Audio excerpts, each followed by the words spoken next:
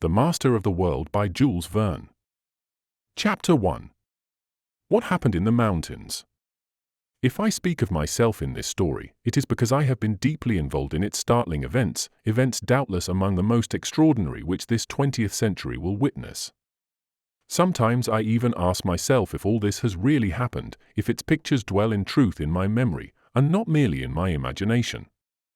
In my position as head inspector in the Federal Police Department at Washington, urged on moreover by the desire, which has always been very strong in me, to investigate and understand everything which is mysterious, I naturally became much interested in these remarkable occurrences. And as I have been employed by the government in various important affairs and secret missions since I was a mere lad, it also happened very naturally that the head of my department placed in my charge this astonishing investigation, wherein I found myself wrestling with so many impenetrable mysteries. In the remarkable passages of the recital, it is important that you should believe my word. For some of the facts I can bring no other testimony than my own. If you do not wish to believe me, so be it. I can scarce believe it all myself. The strange occurrences began in the western part of our great American state of North Carolina. There, deep amid the Blue Ridge Mountains, rises the crest called the Great Eyrie. Its huge rounded form is distinctly seen from the little town of Morganton on the Catawba River, and still more clearly as one approaches the mountains by way of the village of Pleasant Garden. Why the name of Great Eyrie was originally given this mountain by the people of the surrounding region, I am not quite sure. It rises rocky and grim and inaccessible, and under certain atmospheric conditions has a peculiarly blue and distant effect. But the idea one would naturally get from the name is of a refuge for birds of prey, eagles, condors, vultures, the home of vast numbers of the feathered tribes, wheeling and screaming above peaks beyond the reach of man. Now, the Great Eyrie did not seem particularly attractive to birds. On the contrary, the people of the neighborhood began to remark that on some days when birds approached its summit they mounted still further, circled high above the crest, and then flew swiftly away, troubling the air with harsh cries. Why then the name Great Eyrie? Perhaps the mount might better have been called a crater, for in the center of those steep and rounded walls there might well be a huge deep basin. Perhaps there might even lie within their circuit a mountain lake, such as exists in other parts of the Appalachian mountain system, a lagoon fed by the rain and the winter snows. In brief, was not this the site of an ancient volcano, one which had slept through ages, but whose inner fires might yet reawake? Might not the Great Eyrie reproduce in its neighborhood the violence of Mount Krakatoa or the terrible disaster of Mont Pelée? If there were indeed a central lake, was there not danger that its waters, penetrating the strata beneath, would be turned to steam by the volcanic fires and tear their way forth in a tremendous explosion, deluging the fair plains of Carolina with an eruption such as that of 1902 in Martinique? Indeed, with regard to this last possibility there had been certain symptoms recently observed which might well be due to volcanic action. Smoke had floated above the mountain, and once the country folk passing near had heard subterranean noises, unexplainable rumblings. A glow in the sky had crowned the height at night. When the wind blew the smoky cloud eastward toward Pleasant Garden, a few cinders and ashes drifted down from it. And finally one stormy night pale flames, reflected from the clouds above the summit, cast upon the district below a sinister, warning light. In presence of these strange phenomena, it is not astonishing that the people of the surrounding district became seriously disquieted. And to the disquiet was joined an imperious need of knowing the true condition of the mountain. The Carolina newspapers had flaring headlines, "The Mystery of Great Eyrie." They asked if it was not dangerous to dwell in such a region. Their articles aroused curiosity and fear, curiosity among those who, being in no danger themselves, were interested in the disturbance merely as a strange phenomenon of nature, fear in those who were likely to be the victims if a catastrophe actually occurred. Those more immediately threatened were the citizens of Morganton, and even more the good folk of Pleasant Garden and the hamlets and farms yet closer to the mountain. Assuredly it was regrettable that mountain climbers had not previously attempted to ascend to the summit of the Great Eyrie. The cliffs of rock which surrounded it had never been scaled. Perhaps they might offer no path by which even the most daring climber could penetrate to the interior. Yet, if a volcanic eruption menaced all the western region of the Carolinas, then a complete examination of the mountain was become absolutely necessary. Now before the actual ascent of the crater, with its many serious difficulties, was attempted, there was one way which offered an opportunity of reconnoitering the interior without clambering up the precipices. In the first days of September of that memorable year, a well-known aeronaut named Wilker came to Morganton with his balloon. By waiting for a breeze from the east, he could easily rise in his balloon and drift over the Great Eyrie. There, from a safe height above, he could search with a powerful glass into its deeps. Thus he would know if the mouth of a volcano really opened amid the mighty rocks. This was the principal question. If this were settled, it would be known if the surrounding country must fear an eruption at some period more or less distant. The ascension was begun according to the program suggested. The wind was fair and steady, the sky clear, the morning clouds were disappearing under the vigorous rays of the sun. If the interior of the Great Eyrie was not filled with smoke, the aeronaut would be able to search with his glass its entire extent. If the vapors were rising, he, no doubt, could detect their source. The balloon rose at once to a height of 1,500 feet, and there rested almost motionless for a quarter of an hour. Evidently the east wind, which was brisk upon the surface of the earth, did not make itself felt at that height. Then, unlucky chance, the balloon was caught in an adverse current, and began to drift toward the east. Its distance from the mountain chain rapidly increased. Despite all the efforts of the aeronaut, the citizens of Morganton saw the balloon disappear on the wrong horizon. Later, they learned that it had landed in the neighborhood of Raleigh, the capital of North Carolina. This attempt having failed, it was agreed that it should be tried again under better conditions. Indeed, fresh rumblings were heard from the mountain, accompanied by heavy clouds and wavering glimmerings of light at night. Folk began to realize that the Great Eyrie was a serious and perhaps imminent source of danger. Yes, the entire country lay under the threat of some seismic or volcanic disaster. During the first days of April of that year, these more or less vague apprehensions turned to actual panic. The newspapers gave prompt echo to the public terror. The entire district between the mountains and Morganton was sure that an eruption was at hand. The night of the 4th of April, the good folk of Pleasant Garden were awakened by a sudden uproar. They thought that the mountains were falling upon them. They rushed from their houses, ready for instant flight, fearing to see open before them some immense abyss, engulfing the farms and villages for miles around. The night was very dark. A weight of heavy clouds pressed down upon the plain. Even had it been day, the crest of the mountains would have been invisible. In the midst of this impenetrable obscurity, there was no response to the cries which arose from every side. Frightened groups of men, women, and children groped their way along the black roads in wild confusion. From every quarter came the screaming voices, "It is an earthquake! It is an eruption! Whence comes it? From the Great Eyrie!" Into Morganton sped the news that stones, lava, ashes, were raining down upon the country. Shrewd citizens of the town, however, observed that if there were an eruption the noise would have continued and increased, the flames would have appeared above the crater, or at least their lurid reflections would have penetrated the clouds. Now, even these reflections were no longer seen. If there had been an earthquake, the terrified people saw that at least their houses had not crumbled beneath the shock. It was possible that the uproar had been caused by an avalanche, the fall of some mighty rock from the summit of the mountains. An hour passed without other incident. A wind from the west sweeping over the long chain of the Blue Ridge set the pines and hemlocks wailing on the higher slopes. There seemed no new cause for panic, and folk began to return to their houses. All, however, awaited impatiently the return of day. Then suddenly, toward 3 o'clock in the morning, another alarm. Flames leaped up above the rocky wall of the Great Eyrie. Reflected from the clouds, they illuminated the atmosphere for a great distance. A crackling, as if of many burning trees, was heard. Had a fire spontaneously broken out? And to what cause was it due? Lightning could not have started the conflagration, for no thunder had been heard. True, there was plenty of material for fire. At this height the chain of the Blue Ridge is well wooded.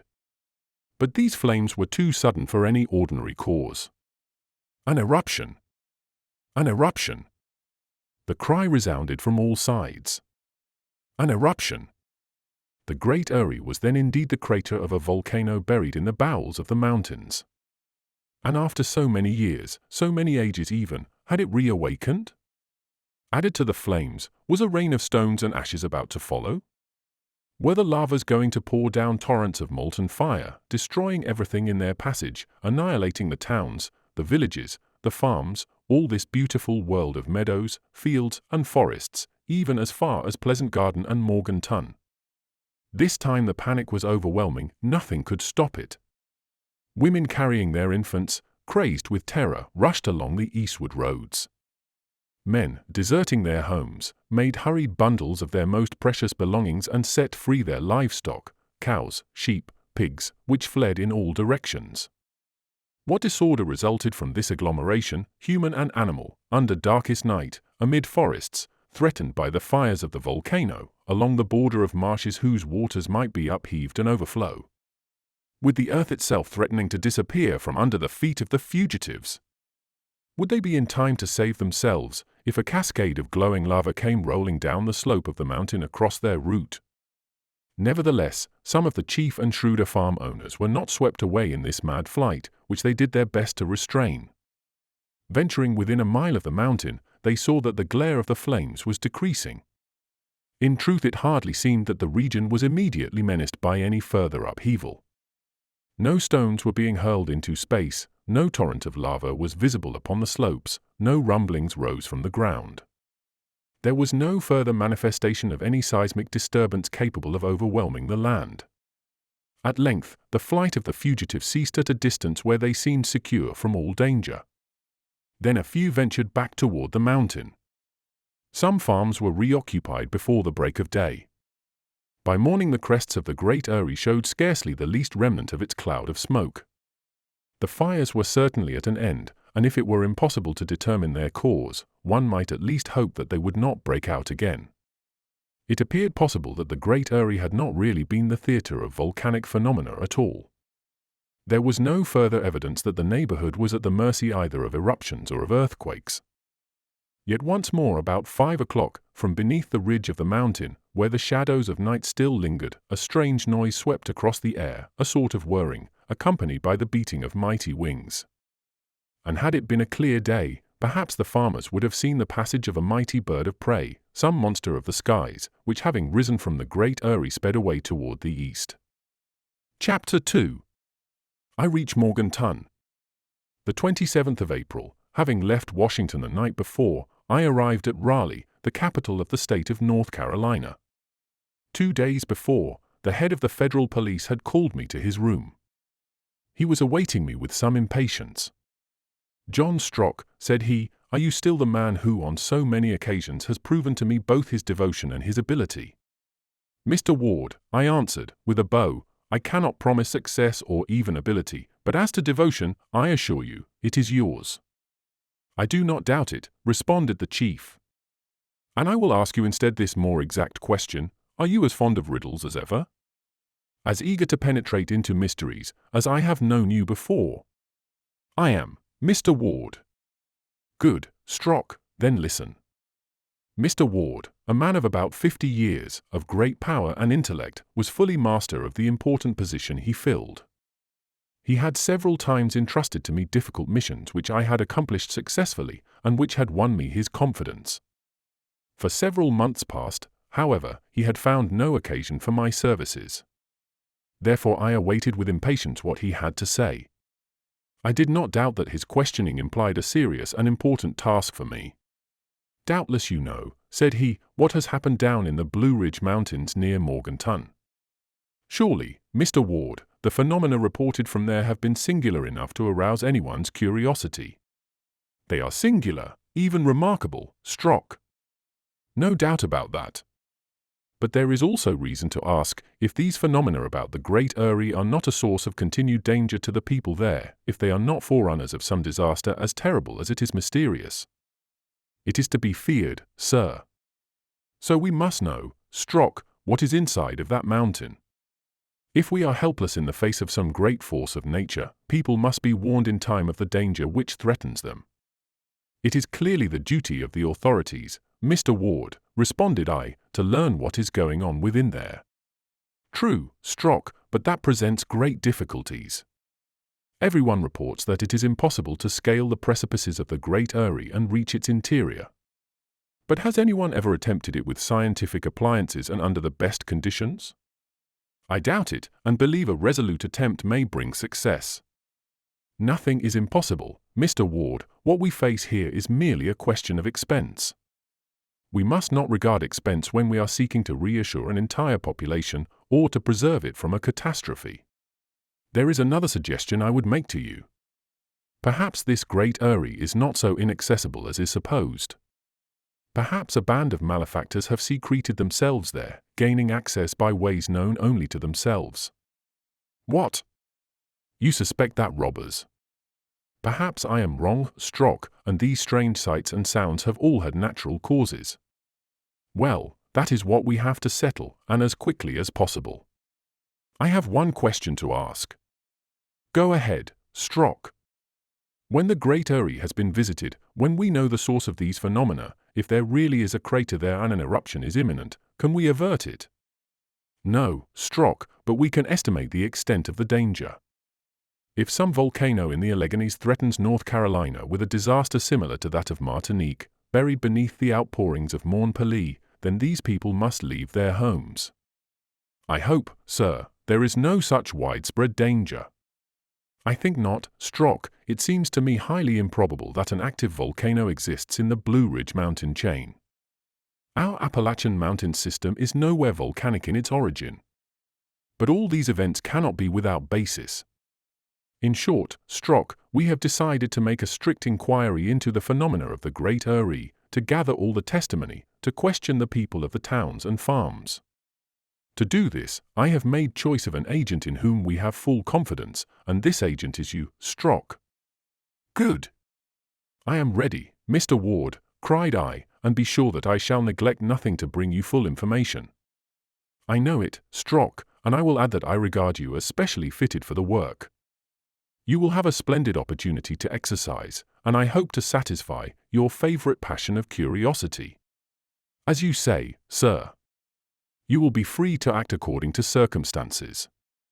As to expenses, if there seems reason to organize an ascension party, which will be costly, you have carte blanche. I will act as seems best, Mr. Ward. Let me caution you to act with all possible discretion. The people in the vicinity are already overexcited. It will be well to move secretly. Do not mention the suspicions I have suggested to you.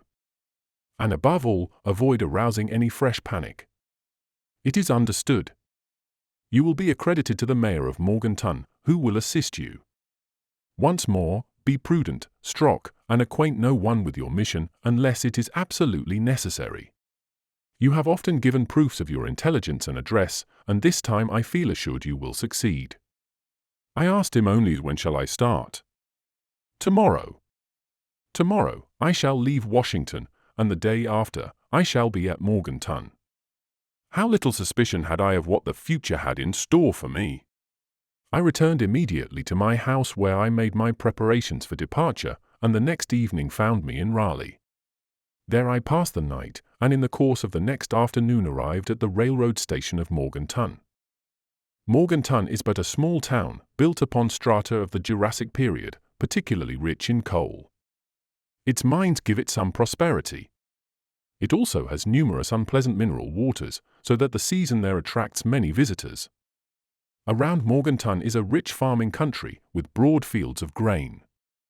It lies in the midst of swamps, covered with mosses and reeds. Evergreen forests rise high up the mountain slopes. All that the region lacks is the wells of natural gas, that invaluable natural source of power, light, and warmth, so abundant in most of the Allegheny valleys. Villages and farms are numerous up to the very borders of the mountain forests. Thus there were many thousands of people threatened, if the Great Eyrie proved indeed a volcano, if the convulsions of nature extended to Pleasant Garden and to Morganton. The mayor of Morganton, Mr. Elias Smith, was a tall man, vigorous and enterprising, 40 years old or more, and of a health to defy all the doctors of the two Americas. He was a great hunter of bears and panthers, beasts which may still be found in the wild gorges and mighty forests of the Alleghenies. Mr. Smith was himself a rich landowner, possessing several farms in the neighborhood. Even his most distant tenants received frequent visits from him. Indeed, whenever his official duties did not keep him in his so-called home at Morganton, he was exploring the surrounding country, irresistibly drawn by the instincts of the hunter. I went at once to the house of Mr. Smith. He was expecting me, having been warned by telegram. He received me very frankly, without any formality, his pipe in his mouth, a glass of brandy on the table. A second glass was brought in by a servant, and I had to drink to my host before beginning our interview. "Mr. Ward sent you," said he to me in a jovial tone. "Good, let us drink to Mr. Ward's health." I clinked glasses with him, and drank in honor of the chief of police. "And now," demanded Elias Smith, "what is worrying him?" At this I made known to the mayor of Morganton the cause and the purpose of my mission in North Carolina. I assured him that my chief had given me full power, and would render me every assistance, financial and otherwise, to solve the riddle and relieve the neighborhood of its anxiety relative to the Great Eyrie. Elias Smith listened to me without uttering a word, but not without several times refilling his glass and mine. While he puffed steadily at his pipe, the close attention which he gave me was beyond question. I saw his cheeks flush at times, and his eyes gleam under their bushy brows. Evidently the chief magistrate of Morganton was uneasy about Great Eyrie, and would be as eager as I to discover the cause of these phenomena. When I had finished my communication, Elias Smith gazed at me for some moments in silence. Then he said, softly, "So at Washington they wish to know what the Great Eyrie hides within its circuit?" "Yes, Mr. Smith." "And you, also?" "I do." "So do I, Mr. Strock." He and I were as one in our curiosity. "You will understand," added he, knocking the cinders from his pipe, "that as a landowner, I am much interested in these stories of the Great Eyrie, and as mayor, I wish to protect my constituents." "A double reason," I commented, "to stimulate you to discover the cause of these extraordinary occurrences." "Without doubt, my dear Mr. Smith, they have appeared to you as inexplicable and as threatening as to your people." "Inexplicable, certainly, Mr. Strock. For on my part, I do not believe it possible that the Great Eyrie can be a volcano. The Alleghenies are nowhere of volcanic origins. I, myself, in our immediate district, have never found any geological traces of scoria, or lava, or any eruptive rock whatever. I do not think, therefore, that Morganton can possibly be threatened from such a source." "You really think not, Mr. Smith?" "Certainly." "But these tremblings of the earth that have been felt in the neighborhood?" "Yes, these tremblings." "These tremblings," repeated Mr. Smith, shaking his head, "but in the first place, is it certain that there have been tremblings?" "At the moment when the flames showed most sharply, I was on my farm of Wildon, less than a mile from the Great Eyrie. There was certainly a tumult in the air, but I felt no quivering of the earth." "But in the report sent to Mr. Ward?"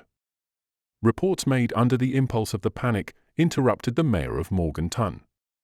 "I said nothing of any earth tremors in mine." "But as to the flames which rose clearly above the crest?" "Yes, as to those, Mr. Strock, that is different. I saw them with my own eyes, and the cloud certainly reflected them for miles around. Moreover, noises certainly came from the crater of the Great Eyrie, hissings, as if a great boiler were letting off steam." "You have reliable testimony of this?" "Yes, the evidence of my own ears." "And in the midst of this noise, Mr. Smith, did you believe that you heard that most remarkable of all the phenomena, a sound like the flapping of great wings?" "I thought so, Mr. Strock, but what mighty bird could this be, which sped away after the flames had died down, and what wings could ever make such tremendous sounds? I therefore seriously question if this must not have been a deception of my imagination. The Great Eyrie, a refuge for unknown monsters of the sky. Would they not have been seen long since, soaring above their immense nest of stone? In short, there is in all this a mystery which has not yet been solved. But we will solve it, Mr. Smith, if you will give me your aid. Surely, Mr. Strock, tomorrow we will start our campaign." "Tomorrow." And on that word the mayor and I separated. I went to a hotel, and established myself for a stay which might be indefinitely prolonged. Then, having dined and written to Mr. Ward, I saw Mr. Smith again in the afternoon, and arranged to leave Morganton with him at daybreak. Our first purpose was to undertake the ascent of the mountain with the aid of 2 experienced guides. These men had ascended Mount Mitchell and others of the highest peaks of the Blue Ridge. They had never, however, attempted the Great Eyrie, knowing that its walls of inaccessible cliffs defended it on every side. Moreover, before the recent startling occurrences, the Great Eyrie had not particularly attracted the attention of tourists. Mr. Smith knew the 2 guides personally as men daring, skillful, and trustworthy. They would stop at no obstacle, and we were resolved to follow them through everything. Moreover, Mr. Smith remarked at the last that perhaps it was no longer as difficult as formerly to penetrate within the Great Eyrie. "And why?" asked I. "Because a huge block has recently broken away from the mountain side, and perhaps it has left a practicable path or entrance." "That would be a fortunate chance, Mr. Smith." "We shall know all about it, Mr. Strock, no later than tomorrow." "Till tomorrow, then." Chapter 3. The Great Eyrie. The next day at dawn, Elias Smith and I left Morganton by a road which, winding along the left bank of the Catawba River, led to the village of Pleasant Garden. The guides accompanied us, Harry Horn, a man of 30, and James Bruck, aged 25. They were both natives of the region and in constant demand among the tourists who climbed the peaks of the Blue Ridge and Cumberland Mountains. A light wagon with 2 good horses was provided to carry us to the foot of the range. It contained provisions for 2 or 3 days, beyond which our trip surely would not be protracted. Mr. Smith had shown himself a generous provider both in meats and in liquors. As to water, the mountain springs would furnish it in abundance, increased by the heavy rains, frequent in that region during springtime. It is needless to add that the mayor of Morganton, in his role of hunter, had brought along his gun and his dog, Nisco, who gamboled joyously about the wagon. Nisco, however, was to remain behind at the farm at Wildon when we attempted our ascent. He could not possibly follow us to the Great Eyrie with its cliffs to scale and its crevasses to cross. The day was beautiful, the fresh air in that climate is still cool of an April morning. A few fleecy clouds sped rapidly overhead, driven by a light breeze which swept across the long plains, from the distant Atlantic. The sun, peeping forth at intervals, illumined all the fresh young verdure of the countryside. An entire world animated the woods through which we passed. From before our equipage fled squirrels, field mice, paraquets of brilliant colors and deafening loquacity. Opossums passed in hurried leaps, bearing their young in their pouches. Myriads of birds were scattered amid the foliage of banyans, palms, and masses of rhododendrons, so luxuriant that their thickets were impenetrable. We arrived that evening at Pleasant Garden, where we were comfortably located for the night with the mayor of the town, a particular friend of Mr. Smith. Pleasant Garden proved little more than a village, but its mayor gave us a warm and generous reception, and we supped pleasantly in his charming home, which stood beneath the shades of some giant beech trees. Naturally, the conversation turned upon our attempt to explore the interior of the Great Eyrie. "You are right," said our host, "until we all know what is hidden within there, our people will remain uneasy." "Has nothing new occurred," I asked, "since the last appearance of flames above the Great Eyrie?" "Nothing, Mr. Strock. From Pleasant Garden we can see the entire crest of the mountain. Not a suspicious noise has come down to us. Not a spark has risen. If a legion of devils is in hiding there, they must have finished their infernal cookery and soared away to some other haunt." "Devils," cried Mr. Smith. "Well, I hope they have not decamped without leaving some traces of their occupation, some parings of hoofs or horns or tails. We shall find them out." On the morrow, the 29th of April, we started again at dawn. By the end of this second day, we expected to reach the farm of Wildon at the foot of the mountain. The country was much the same as before, except that our road led more steeply upward. Woods and marshes alternated, though the latter grew sparser, being drained by the sun as we approached the higher levels. The country was also less populous. There were only a few little hamlets, almost lost beneath the beech trees, a few lonely farms, abundantly watered by the many streams that rushed downward toward the Catawba River. The smaller birds and beasts grew yet more numerous. "I am much tempted to take my gun," said Mr. Smith, "and to go off with Nisco." This will be the first time that I have passed here without trying my luck with the partridges and hares. The good beasts will not recognize me. But not only have we plenty of provisions, but we have a bigger chase on hand today. The chase of a mystery. And let us hope, added I, we do not come back disappointed hunters. In the afternoon the whole chain of the Blue Ridge stretched before us at a distance of only 6 miles. The mounting crests were sharply outlined against the clear sky. Well wooded at the base, they grew more bare and showed only stunted evergreens toward the summit. There the scraggly trees, grotesquely twisted, gave to the rocky heights a bleak and bizarre appearance. Here and there the ridge rose in sharp peaks. On our right the black dome, nearly 7,000 feet high, reared its gigantic head, sparkling at times above the clouds. "Have you ever climbed that dome, Mr. Smith?" I asked. "No," answered he, "but I am told that it is a very difficult ascent. A few mountaineers have climbed it, but they report that it has no outlook commanding the crater of the Great Eyrie." "That is so," said the guide, Harry Horn. "I have tried it myself." "Perhaps," suggested I, "the weather was unfavorable." "On the contrary, Mr. Strock, it was unusually clear. But the wall of the Great Eyrie on that side rose so high, it completely hid the interior." "Forward," cried Mr. Smith. "I shall not be sorry to set foot where no person has ever stepped, or even looked, before." Certainly on this day the Great Eyrie looked tranquil enough. As we gazed upon it, there rose from its heights neither smoke nor flame. Toward 5 o'clock our expedition halted at the Wildon farm, where the tenants warmly welcomed their landlord. The farmer assured us that nothing notable had happened about the Great Eyrie for some time.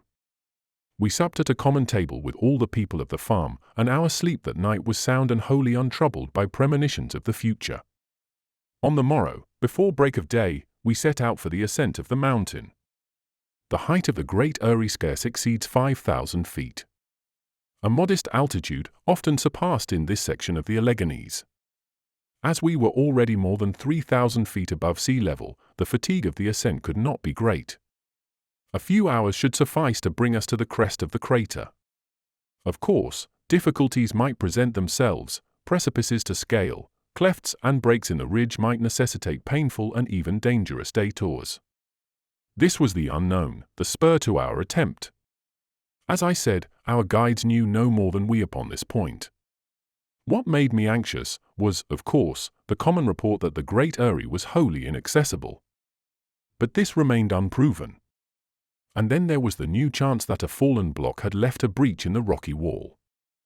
"At last," said Mr. Smith to me, after lighting the first pipe of the 20 or more which he smoked each day, "we are well started. As to whether the ascent will take more or less time." "In any case, Mr. Smith," interrupted I, "you and I are fully resolved to pursue our quest to the end." "Fully resolved, Mr. Strock. My chief has charged me to snatch the secret from this demon of the Great Eyrie." "We will snatch it from him, willing or unwilling," vowed Mr. Smith, calling heaven to witness. "Even if we have to search the very bowels of the mountain." "As it may happen, then," said I, "that our excursion will be prolonged beyond today, it will be well to look to our provisions." "Be easy, Mr. Strock, our guides have food for 2 days in their knapsacks, besides what we carry ourselves. Moreover, though I left my brave Nisco at the farm, I have my gun. Game will be plentiful in the woods and gorges of the lower part of the mountain, and perhaps at the top we shall find a fire to cook it, already lighted." "Already lighted, Mr. Smith." "And why not, Mr. Strock? These flames. These superb flames, which have so terrified our country folk. Is their fire absolutely cold? Is no spark to be found beneath their ashes? And then, if this is truly a crater, is the volcano so wholly extinct that we cannot find there a single ember? Bah! This would be but a poor volcano if it hasn't enough fire even to cook an egg or roast a potato. Come, I repeat, we shall see. We shall see." At that point of the investigation I had, I confess, no opinion formed. I had my orders to examine the Great Eyrie. If it proved harmless, I would announce it, and people would be reassured. But at heart, I must admit, I had the very natural desire of a man possessed by the demon of curiosity. I should be glad, both for my own sake and for the renown which would attach to my mission, if the great Eyrie proved the center of the most remarkable phenomena of which I would discover the cause. Our ascent began in this order. The two guides went in front to seek out the most practicable paths. Elias Smith and I followed more leisurely. We mounted by a narrow and not very steep gorge amid rocks and trees. A tiny stream trickled downward under our feet. During the rainy season or after a heavy shower, the water doubtless bounded from rock to rock in tumultuous cascades. But it evidently was fed only by the rain, for now we could scarcely trace its course. It could not be the outlet of any lake within the great Eyrie. After an hour of climbing, the slope became so steep that we had to turn, now to the right, now to the left, and our progress was much delayed. Soon the gorge became wholly impracticable, its cliff-like sides offered no sufficient foothold. We had to cling by branches, to crawl upon our knees. At this rate the top would not be reached before sundown. "Faith," cried Mr. Smith, stopping for breath, "I realize why the climbers of the great Eyrie have been few, so few, that it has never been ascended within my knowledge." "The fact is," I responded, "that it would be much toil for very little profit. And if we had not special reasons to persist in our attempt." "You never said a truer word," declared Harry Horn. "My comrade and I have scaled the Black Dome several times, but we never met such obstacles as these." "The difficulties seem almost impassable," added James Bruck. The question now was to determine to which side we should turn for a new route. To right, as to left, arose impenetrable masses of trees and bushes. In truth, even the scaling of cliffs would have been more easy. Perhaps if we could get above this wooded slope we could advance with surer foot. Now, we could only go ahead blindly, and trust to the instincts of our two guides. James Bruck was especially useful. I believe that gallant lad would have equaled a monkey in lightness and a wild goat in agility.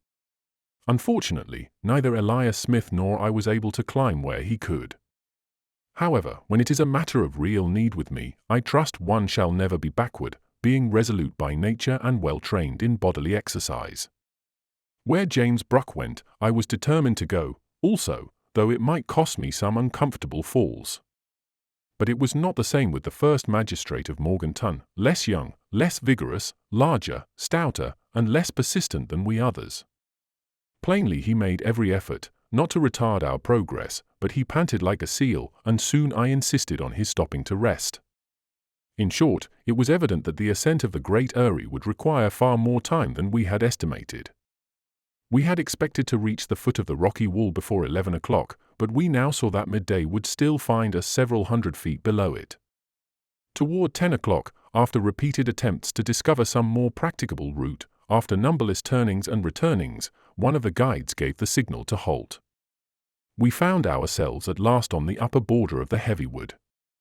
The trees, more thinly spaced, permitted us a glimpse upward to the base of the rocky wall which constituted the true great Eyrie.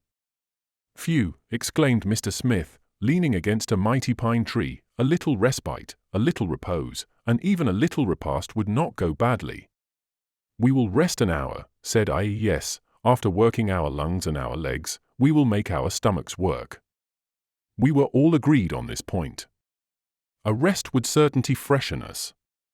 Our only cause for inquietude was now the appearance of the precipitous slope above us. We looked up toward one of those bare strips called in that region slides. Amid this loose earth, these yielding stones, and these abrupt rocks there was no roadway. Harry Horn said to his comrade, "It will not be easy." "Perhaps impossible," responded Bruck. Their comments caused me secret uneasiness. If I returned without even having scaled the mountain, my mission would be a complete failure, without speaking of the torture to my curiosity. And when I stood again before Mr. Ward, shamed and confused, I should cut but a sorry figure. We opened our knapsacks and lunched moderately on bread and cold meat. Our repast finished, in less than half an hour, Mr. Smith sprang up eager to push forward once more. James Bruck took the lead, and we had only to follow him as best we could. We advanced slowly. Our guides did not attempt to conceal their doubt and hesitation. Soon Horn left us and went far ahead to spy out which road promised most chance of success. 20 minutes later he returned and led us onward toward the northwest. It was on this side that the Black Dome rose at a distance of 3 or 4 miles. Our path was still difficult and painful, amid the sliding stones, held in place only occasionally by wiry bushes. At length, after a weary struggle, we gained some 200 feet further upward and found ourselves facing a great gash, which broke the earth at this spot. Here and there were scattered roots recently uptorn, branches broken off, huge stones reduced to powder, as if an avalanche had rushed down this flank of the mountain. "That must be the path taken by the huge block which broke away from the Great Eyrie," commented James Bruck. "No doubt," answered Mr. Smith, "and I think we had better follow the road that it has made for us." It was indeed this gash that Harry Horn had selected for our ascent. Our feet found lodgment in the firmer earth which had resisted the passage of the monster rock. Our task thus became much easier, and our progress was in a straight line upward, so that toward 11:30 we reached the upper border of the slide. Before us, less than 100 feet away, but towering 100 feet straight upwards in the air, rose the rocky wall which formed the final crest, the last defense of the Great Eyrie. From this side, the summit of the wall showed capriciously irregular, rising in rude towers and jagged needles. At one point the outline appeared to be an enormous eagle silhouetted against the sky, just ready to take flight. Upon this side, at least, the precipice was insurmountable. "Rest a minute," said Mr. Smith, "and we will see if it is possible to make our way around the base of this cliff." "At any rate," said Harry Horn, "the great block must have fallen from this part of the cliff, and it has left no breach for entering." They were both right. We must seek entrance elsewhere. After a rest of 10 minutes, we clambered up close to the foot of the wall, and began to make a circuit of its base. Assuredly the Great Eyrie now took on to my eyes an aspect absolutely fantastic. Its height seemed peopled by dragons and huge monsters. If chimeras, griffins, and all the creations of mythology had appeared to guard it, I should have been scarcely surprised. With great difficulty and not without danger we continued our tour of this circumvallation, where it seemed that nature had worked as man does, with careful regularity. Nowhere was there any break in the fortification, nowhere a fault in the strata by which one might clamber up. Always this mighty wall, 100 feet in height.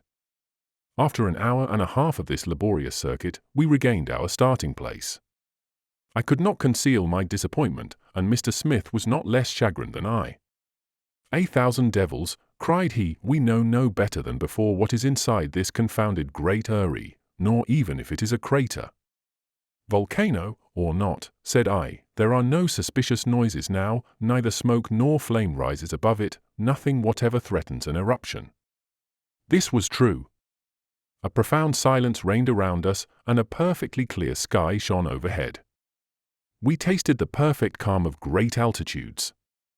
It was worth noting that the circumference of the huge wall was about 12 or 1500 feet. As to the space enclosed within, we could scarce reckon that without knowing the thickness of the encompassing wall. The surroundings were absolutely deserted.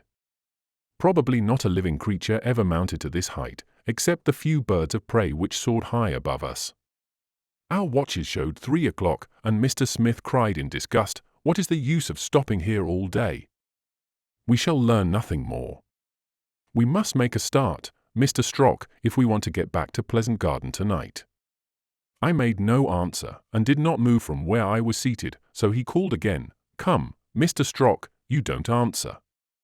In truth, it cut me deeply to abandon our effort, to descend the slope without having achieved my mission. I felt an imperious need of persisting, my curiosity had redoubled. But what could I do? Could I tear open this unyielding earth? Overleap the mighty cliff? Throwing one last defiant glare at the Great Eyrie, I followed my companions. The return was effected without great difficulty. We had only to slide down where we had so laboriously scrambled up. Before 5 o'clock we descended the last slopes of the mountain, and the farmer of Wildon welcomed us to a much-needed meal. "Then you didn't get inside," said he. "No," responded Mr. Smith, "and I believe that the inside exists only in the imagination of our country folk." At 8:30 our carriage drew up before the house of the mayor of Pleasant Garden, where we passed the night.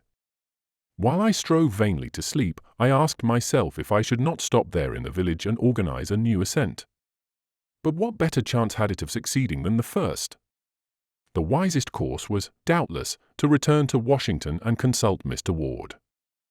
So, the next day, having rewarded our 2 guides, I took leave of Mr. Smith at Morganton, and that same evening left by train for Washington. Chapter 4. A meeting of the Automobile Club. Was the mystery of the Great Eyrie to be solved some day by chances beyond our imagining? That was known only to the future. And was the solution a matter of the first importance? That was beyond doubt, since the safety of the people of Western Carolina perhaps depended upon it. Yet a fortnight after my return to Washington, public attention was wholly distracted from this problem by another very different in nature, but equally astonishing. Toward the middle of that month of May, the newspapers of Pennsylvania informed their readers of some strange occurrences in different parts of the state. On the roads which radiated from Philadelphia, the chief city, there circulated an extraordinary vehicle of which no one could describe the form, or the nature, or even the size, so rapidly did it rush past. It was an automobile, all were agreed on that. But as to what motor drove it, only imagination could say, and when the popular imagination is aroused, what limit is there to its hypotheses? At that period the most improved automobiles, whether driven by steam, gasoline, or electricity, could not accomplish much more than 60 miles an hour, a speed that the railroads, with their most rapid expresses, scarce exceed on the best lines of America and Europe. Now, this new automobile, which was astonishing the world, traveled at more than double this speed.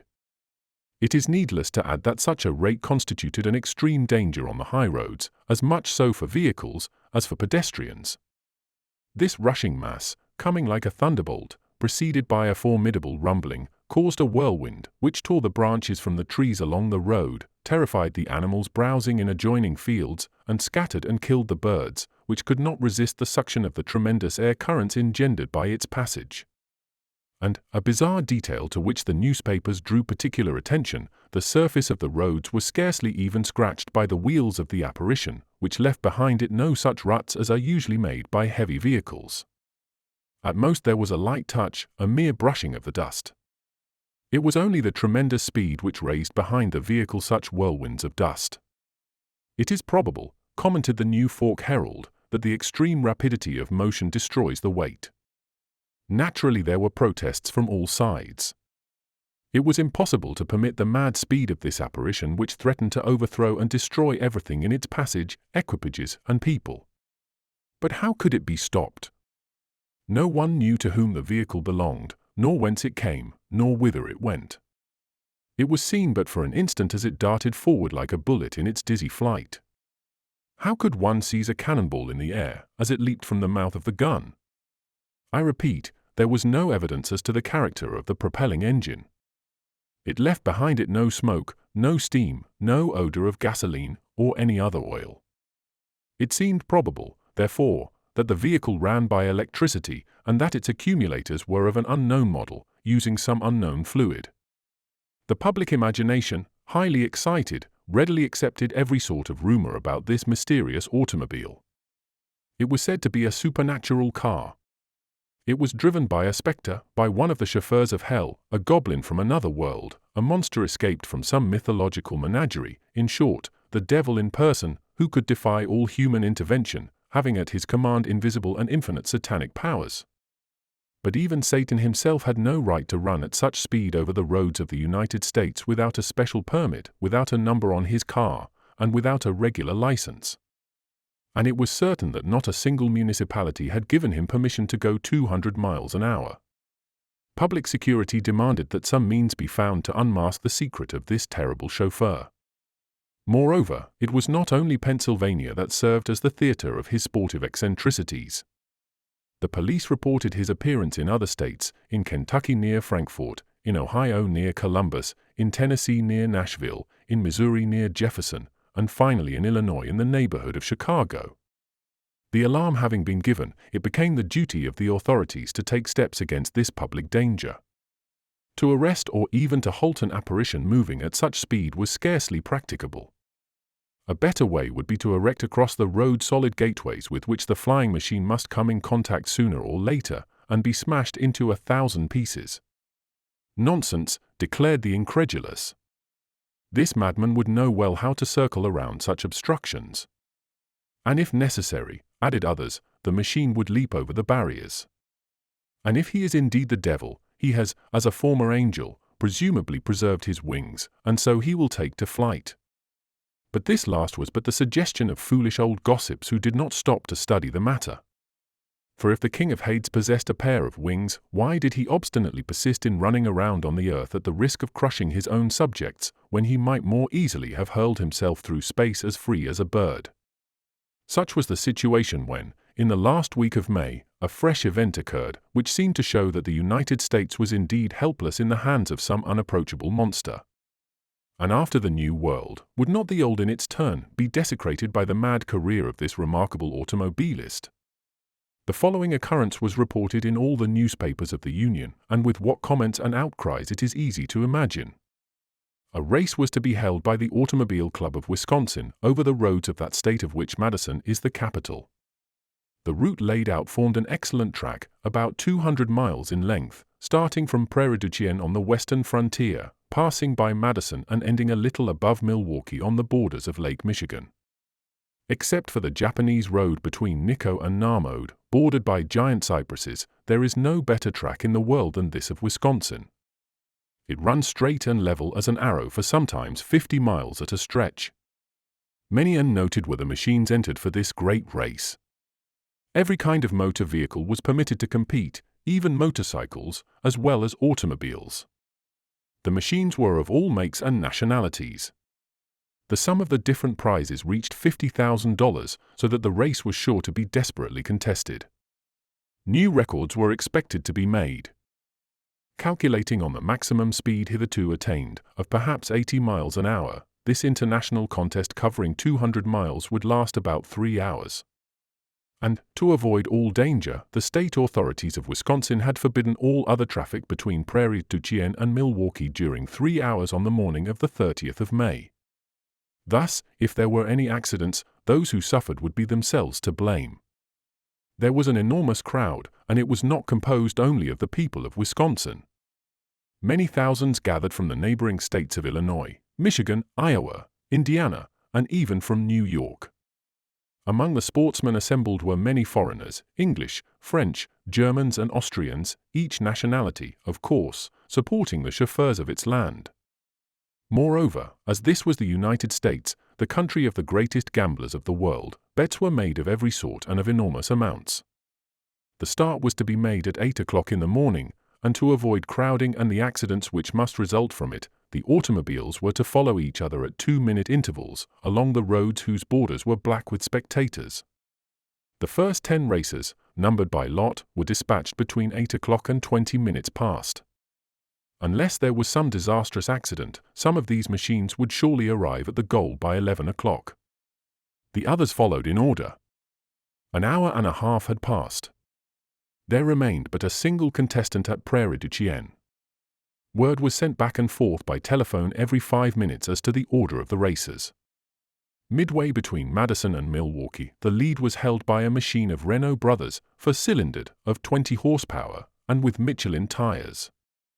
It was closely followed by a Harvard Watson car and by a Dion Boughton.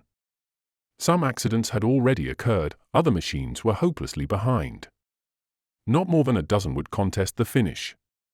Several chauffeurs had been injured, but not seriously. And even had they been killed, the death of men is but a detail, not considered of great importance in that astonishing country of America. Naturally, the excitement became more intense as one approached the finishing line near Milwaukee. There were assembled the most curious, the most interested, and there the passions of the moment were unchained. By 10 o'clock it was evident that the first prize, $20,000, lay between 5 machines, 2 American, 2 French, and 1 English. Imagine, therefore, the fury with which bets were being made under the influence of national pride. The regular bookmakers could scarcely meet the demands of those who wished to wager. Offers and amounts were hurled from lip to lip with feverish rapidity. 1 to 3 on the Harvard Watson. 1 to 2 on the Dion Boughton. Even money on the Renault. These cries rang along the line of spectators at each new announcement from the telephones. Suddenly at 9:30 by the town clock of Prairie du Chien, 2 miles beyond that town, was heard a tremendous noise and rumbling which proceeded from the midst of a flying cloud of dust accompanied by shrieks like those of a naval siren. Scarcely had the crowds time to draw to one side, to escape a destruction which would have included hundreds of victims. The cloud swept by like a hurricane. No one could distinguish what it was that passed with such speed. There was no exaggeration in saying that its rate was at least 150 miles an hour. The apparition passed and disappeared in an instant, leaving behind it a long train of white dust, as an express locomotive leaves behind a train of smoke. Evidently it was an automobile with a most extraordinary motor. If it maintained this arrow-like speed, it would reach the contestants in the forefront of the race, it would pass them with this speed double their own, it would arrive first at the goal. And then from all parts arose an uproar, as soon as the spectators had nothing more to fear. It is that infernal machine. Yes, the one the police cannot stop. But it has not been heard of for a fortnight. It was supposed to be done for, destroyed, gone forever. It is a devil's car, driven by hellfire, and with Satan driving. In truth, if he were not the devil, who could this mysterious chauffeur be, driving with this unbelievable velocity, his no less mysterious machine? At least it was beyond doubt that this was the same machine which had already attracted so much attention. If the police believed that they had frightened it away, that it was never to be heard of more, well, the police were mistaken, which happens in America as elsewhere. The first stunned moment of surprise having passed, many people rushed to the telephones to warn those further along the route of the danger which menaced, not only the people, but also the automobiles scattered along the road. When this terrible madman arrived like an avalanche, they would be smashed to pieces, ground into powder, annihilated. And from the collision might not the destroyer himself emerge safe and sound? He must be so adroit, this chauffeur of chauffeurs, he must handle his machine with such perfection of eye and hand, that he knew, no doubt, how to escape from every situation. Fortunately, the Wisconsin authorities had taken such precautions that the road would be clear except for contesting automobiles. But what right had this machine among them? And what said the racers themselves, who, warned by telephone, had to sheer aside from the road in their struggle for the grand prize? By their estimate, this amazing vehicle was going at least 130 miles an hour. Fast as was their speed, it shot by them at such a rate that they could hardly make out even the shape of the machine, a sort of lengthened spindle, probably not over 30 feet long. Its wheels spun with such velocity that they could scarce be seen. For the rest, the machine left behind it neither smoke nor scent. As for the driver, hidden in the interior of his machine, he had been quite invisible. He remained as unknown as when he had first appeared on the various roads throughout the country. Milwaukee was promptly warned of the coming of this interloper. Fancy the excitement the news caused! The immediate purpose agreed upon was to stop this projectile, to erect across its route an obstacle against which it would smash into 1,000 pieces. But was there time? Would not the machine appear at any moment? And what need was there, since the track ended on the edge of Lake Michigan, and so the vehicle would be forced to stop there anyway, unless its supernatural driver could ride the water as well as the land. Here, also, as all along the route, the most extravagant suggestions were offered. Even those who would not admit that the mysterious chauffeur must be Satan in person allowed that he might be some monster escaped from the fantastic visions of the apocalypse. And now there were no longer minutes to wait. Any second might bring the expected apparition. It was not yet 11 o'clock when a rumbling was heard far down the track, and the dust rose in violent whirlwinds. Harsh whistling shrieked through the air, warning all to give passage to the monster. It did not slacken speed at the finish. Lake Michigan was not half a mile beyond, and the machine must certainly be hurled into the water. Could it be that the mechanician was no longer master of his mechanism? There could be little doubt of it. Like a shooting star, the vehicle flashed through Milwaukee. When it had passed the city, would it plunge itself to destruction in the waters of Lake Michigan? At any rate, when it disappeared at a slight bend in the road, no trace was to be found of its passage. Chapter 5. Along the shores of New England. At the time when the newspapers were filled with these reports, I was again in Washington. On my return I had presented myself at my chief's office, but had been unable to see him. Family affairs had suddenly called him away to be absent some weeks. Mr. Ward, however, undoubtedly knew of the failure of my mission. The newspapers, especially those of North Carolina, had given full details of our ascent of the Great Eyrie.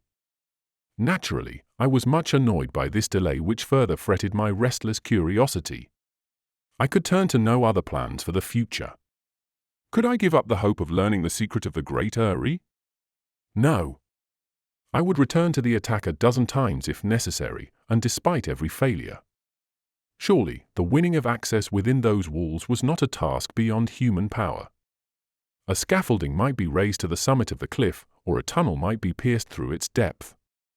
Our engineers met problems more difficult every day. But in this case it was necessary to consider the expense, which might easily grow out of proportion to the advantages to be gained.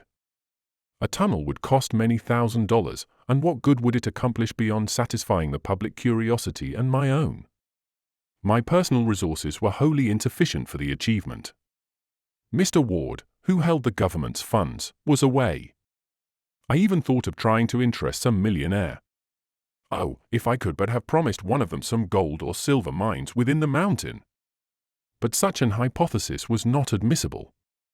The chain of the Appalachians is not situated in a gold-bearing region like that of the Pacific Mountains, the Transvaal, or Australia. It was not until the 15th of June that Mr. Ward returned to duty. Despite my lack of success, he received me warmly. "Here is our poor Strock," cried he, at my entrance. "Our poor Strock, who has failed."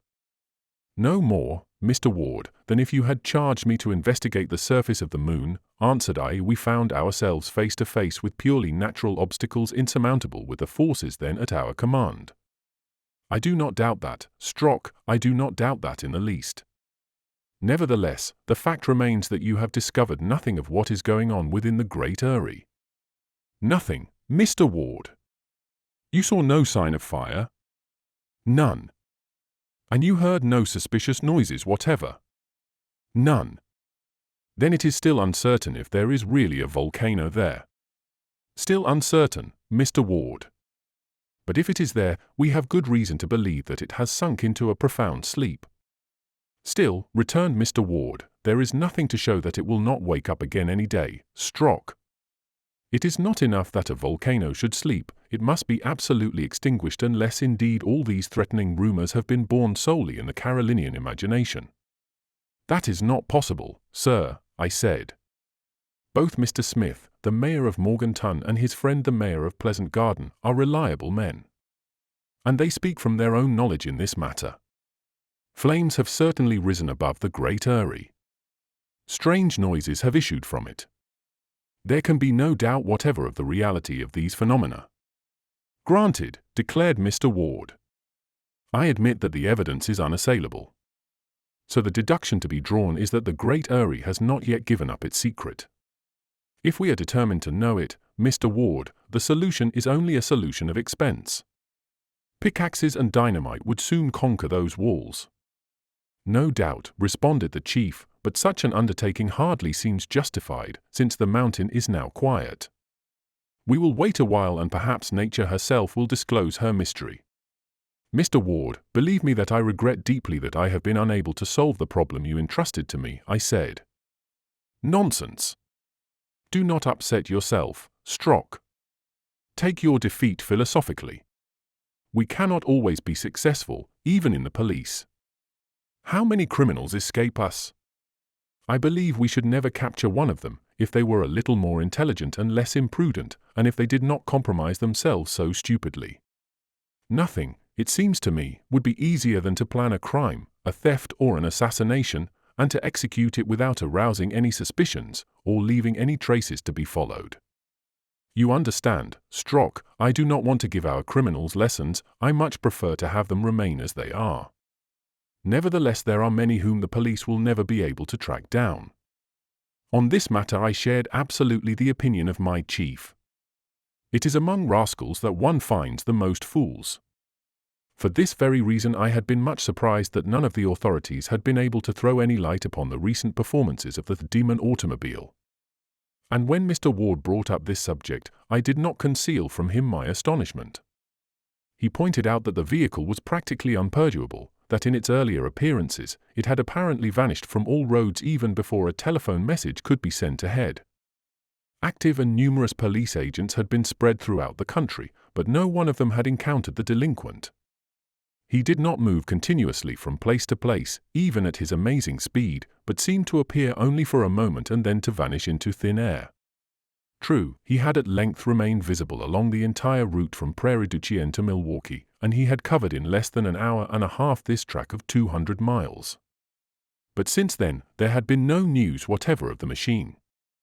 Arrived at the end of the route, driven onward by its own impetus, unable to stop, had it indeed been engulfed within the waters of Lake Michigan?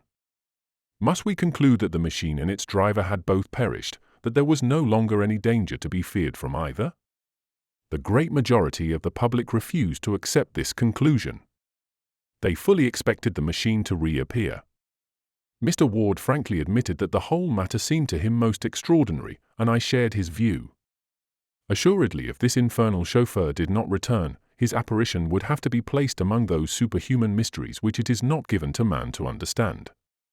We had fully discussed this affair, the chief and I thought that our interview was at an end, when, after pacing the room for a few moments, he said abruptly, "Yes, what happened there at Milwaukee was very strange. But here is something no less so." With this he handed me a report which he had received from Boston, on a subject of which the evening papers had just begun to apprise their readers. While I read it, Mr. Ward was summoned from the room.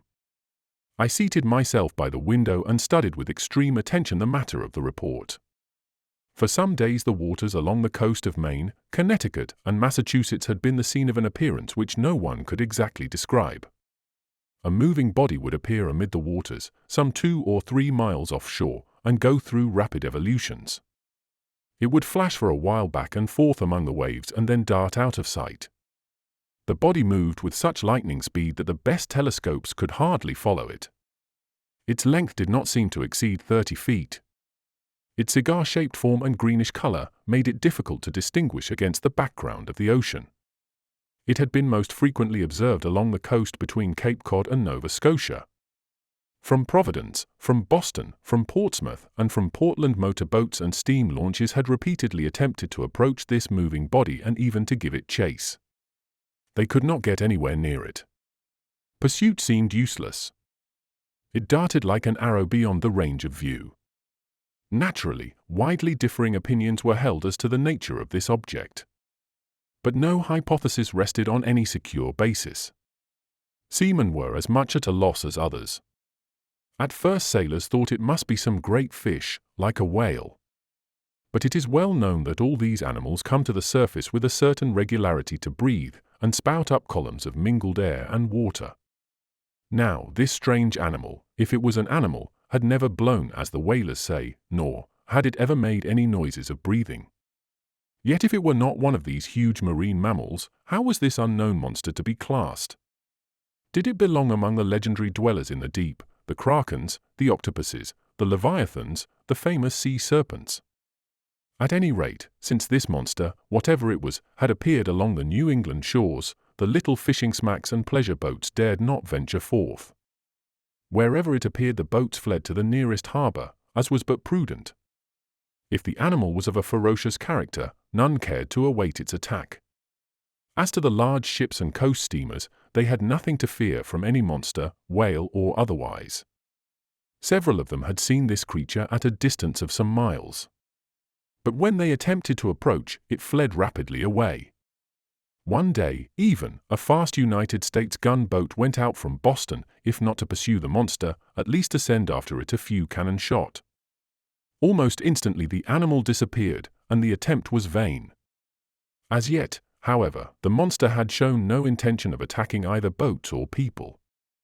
At this moment Mr. Ward returned and I interrupted my reading to say, "There seems as yet no reason to complain of this sea serpent. It flees before big ships. It does not pursue little ones. Feeling and intelligence are not very strong in fishes. Yet their emotions exist, struck, and if strongly aroused. But, Mr. Ward, the beast seems not at all dangerous. One of two things will happen. Either it will presently quit these coasts, or finally it will be captured and we shall be able to study it at our leisure here in the Museum of Washington. And if it is not a marine animal, asked Mr. Ward, what else can it be? I protested in surprise. Finish your reading, said Mr. Ward. I did so, and found that in the second part of the report, my chief had underlined some passages in red pencil.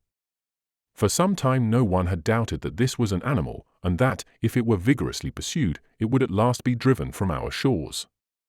But a change of opinion had come about. People began to ask if, instead of a fish, this were not some new and remarkable kind of boat. Certainly in that case its engine must be one of amazing power. Perhaps the inventor, before selling the secret of his invention, sought to attract public attention and to astound the maritime world. Such surety in the movements of his boat, grace in its every evolution, such ease in defying pursuit by its arrow-like speed, surely, these were enough to arouse worldwide curiosity. At that time great progress had been made in the manufacture of marine engines. Huge transatlantic steamers completed the ocean passage in 5 days. And the engineers had not yet spoken their last word. Neither were the navies of the world behind. The cruisers, the torpedo boats, the torpedo destroyers, could match the swiftest steamers of the Atlantic and Pacific, or of the Indian trade. If, however, this were a boat of some new design, there had as yet been no opportunity to observe its form. As to the engines which drove it, they must be of a power far beyond the fastest known. By what force they worked was equally a problem. Since the boat had no sails, it was not driven by the wind, and since it had no smokestack, it was not driven by steam. At this point in the report, I again paused in my reading and considered the comment I wished to make. "What are you puzzling over, Strock?" demanded my chief. "It is this, Mr. Ward, the motive power of this so-called boat must be as tremendous and as unknown as that of the remarkable automobile which has so amazed us all." "So that is your idea, is it, Strock?" "Yes, Mr. Ward." There was but one conclusion to be drawn. If the mysterious chauffeur had disappeared, if he had perished with his machine in Lake Michigan, it was equally important now to win the secret of this no less mysterious navigator. And it must be won before he in his turn plunged into the abyss of the ocean. Was it not the interest of the inventor to disclose his invention? Would not the American government or any other give him any price he chose to ask? Yet unfortunately, since the inventor of the terrestrial apparition had persisted in preserving his incognito, was it not to be feared that the inventor of the marine apparition would equally preserve his? Even if the first machine still existed, it was no longer heard from, and would not the second, in the same way, after having disclosed its powers, disappear in its turn, without a single trace? What gave weight to this probability was that since the arrival of this report at Washington 24 hours before, the presence of the extraordinary boat hadn't been announced from anywhere along the shore. Neither had it been seen on any other coast. Though, of course, the assertion that it would not reappear at all would have been hazardous, to say the least. I noted another interesting and possibly important point. It was a singular coincidence which indeed Mr. Ward suggested to me at the same moment that I was considering it. This was that only after the disappearance of the wonderful automobile had the no less wonderful boat come into view. Moreover, their engines both possessed a most dangerous power of locomotion. If both should go rushing at the same time over the face of the world, the same danger would threaten mankind everywhere, in boats, in vehicles, and on foot. Therefore it was absolutely necessary that the police should in some manner interfere to protect the public ways of travel. That is what Mr. Ward pointed out to me, and our duty was obvious. But how could we accomplish this task? We discussed the matter for some time, and I was just about to leave when Mr. Ward made one last suggestion. "Have you not observed, Strock," said he, "that there is a sort of fantastic resemblance between the general appearance of this boat and this automobile?" "There is something of the sort, Mr. Ward." "Well, is it not possible that the two are one?" Chapter 6. The first letter. After leaving Mr. Ward, I returned to my home in Long Street. There I had plenty of time to consider this strange case uninterrupted by either wife or children. My household consisted solely of an ancient servant, who, having been formerly in the service of my mother, had now continued for 15 years in mine. 2 months before I had obtained a leave of absence. It had still 2 weeks to run, unless indeed some unforeseen circumstance interrupted it, some mission which could not be delayed. This leave, as I have shown, had already been interrupted for 4 days by my exploration of the Great Eyrie. And now was it not my duty to abandon my vacation, and endeavor to throw light upon the remarkable events of which the road to Milwaukee and the shore of New England had been in turn the scene? I would have given much to solve the twin mysteries, but how was it possible to follow the track of this automobile or this boat? Seated in my easy chair after breakfast, with my pipe lighted, I opened my newspaper. To what should I turn? Politics interested me but little, with its eternal strife between the Republicans and the Democrats. Neither did I care for the news of society, nor for the sporting page. You will not be surprised, then, that my first idea was to see if there was any news from North Carolina about the Great Eyrie. There was little hope of this, however, for Mr. Smith had promised to telegraph me at once if anything occurred. I felt quite sure that the mayor of Morganton was as eager for information and as watchful as could have been myself. The paper told me nothing new. It dropped idly from my hand, and I remained deep in thought. What most frequently recurred to me was the suggestion of Mr. Ward that perhaps the automobile and the boat which had attracted our attention were in reality one and the same. Very probably, at least, the 2 machines had been built by the same hand. And beyond doubt, these were similar engines, which generated this remarkable speed, more than doubling the previous records of earth and sea. The same inventor, repeated I. Evidently this hypothesis had strong grounds. The fact that the 2 machines had not yet appeared at the same time added weight to the idea. I murmured to myself, after the mystery of Great Eyrie, comes that of Milwaukee and Boston. Will this new problem be as difficult to solve as was the other? I noted idly that this new affair had a general resemblance to the other, since both menaced the security of the general public. To be sure, only the inhabitants of the Blue Ridge region had been in danger from an eruption or possible earthquake at Great Eyrie. While now, on every road of the United States, or along every league of its coasts and harbors, every inhabitant was in danger from this vehicle or this boat, with its sudden appearance and insane speed. I found that, as was to be expected, the newspapers not only suggested, but enlarged upon the dangers of the case. Timid people everywhere were much alarmed. My old servant, naturally credulous and superstitious, was particularly upset. That same day after dinner, as she was clearing away the things, she stopped before me, a water bottle in one hand, the serviette in the other, and asked anxiously, "Is there no news, sir?" "None," I answered, knowing well to what she referred. "The automobile has not come back." "No." "Nor the boat." "Nor the boat. There is no news even in the best informed papers." "But your secret police information?" "We are no wiser." "Then, sir, if you please, of what use are the police?" "It is a question which has fazed me more than once." "Now you see what will happen," continued the old housekeeper, complainingly. "Some fine morning, he will come without warning, this terrible chauffeur, and rush down our street here, and kill us all." "Good." "When that happens, there will be some chance of catching him." "He will never be arrested, sir." "Why not?" "Because he is the devil himself, and you can't arrest the devil."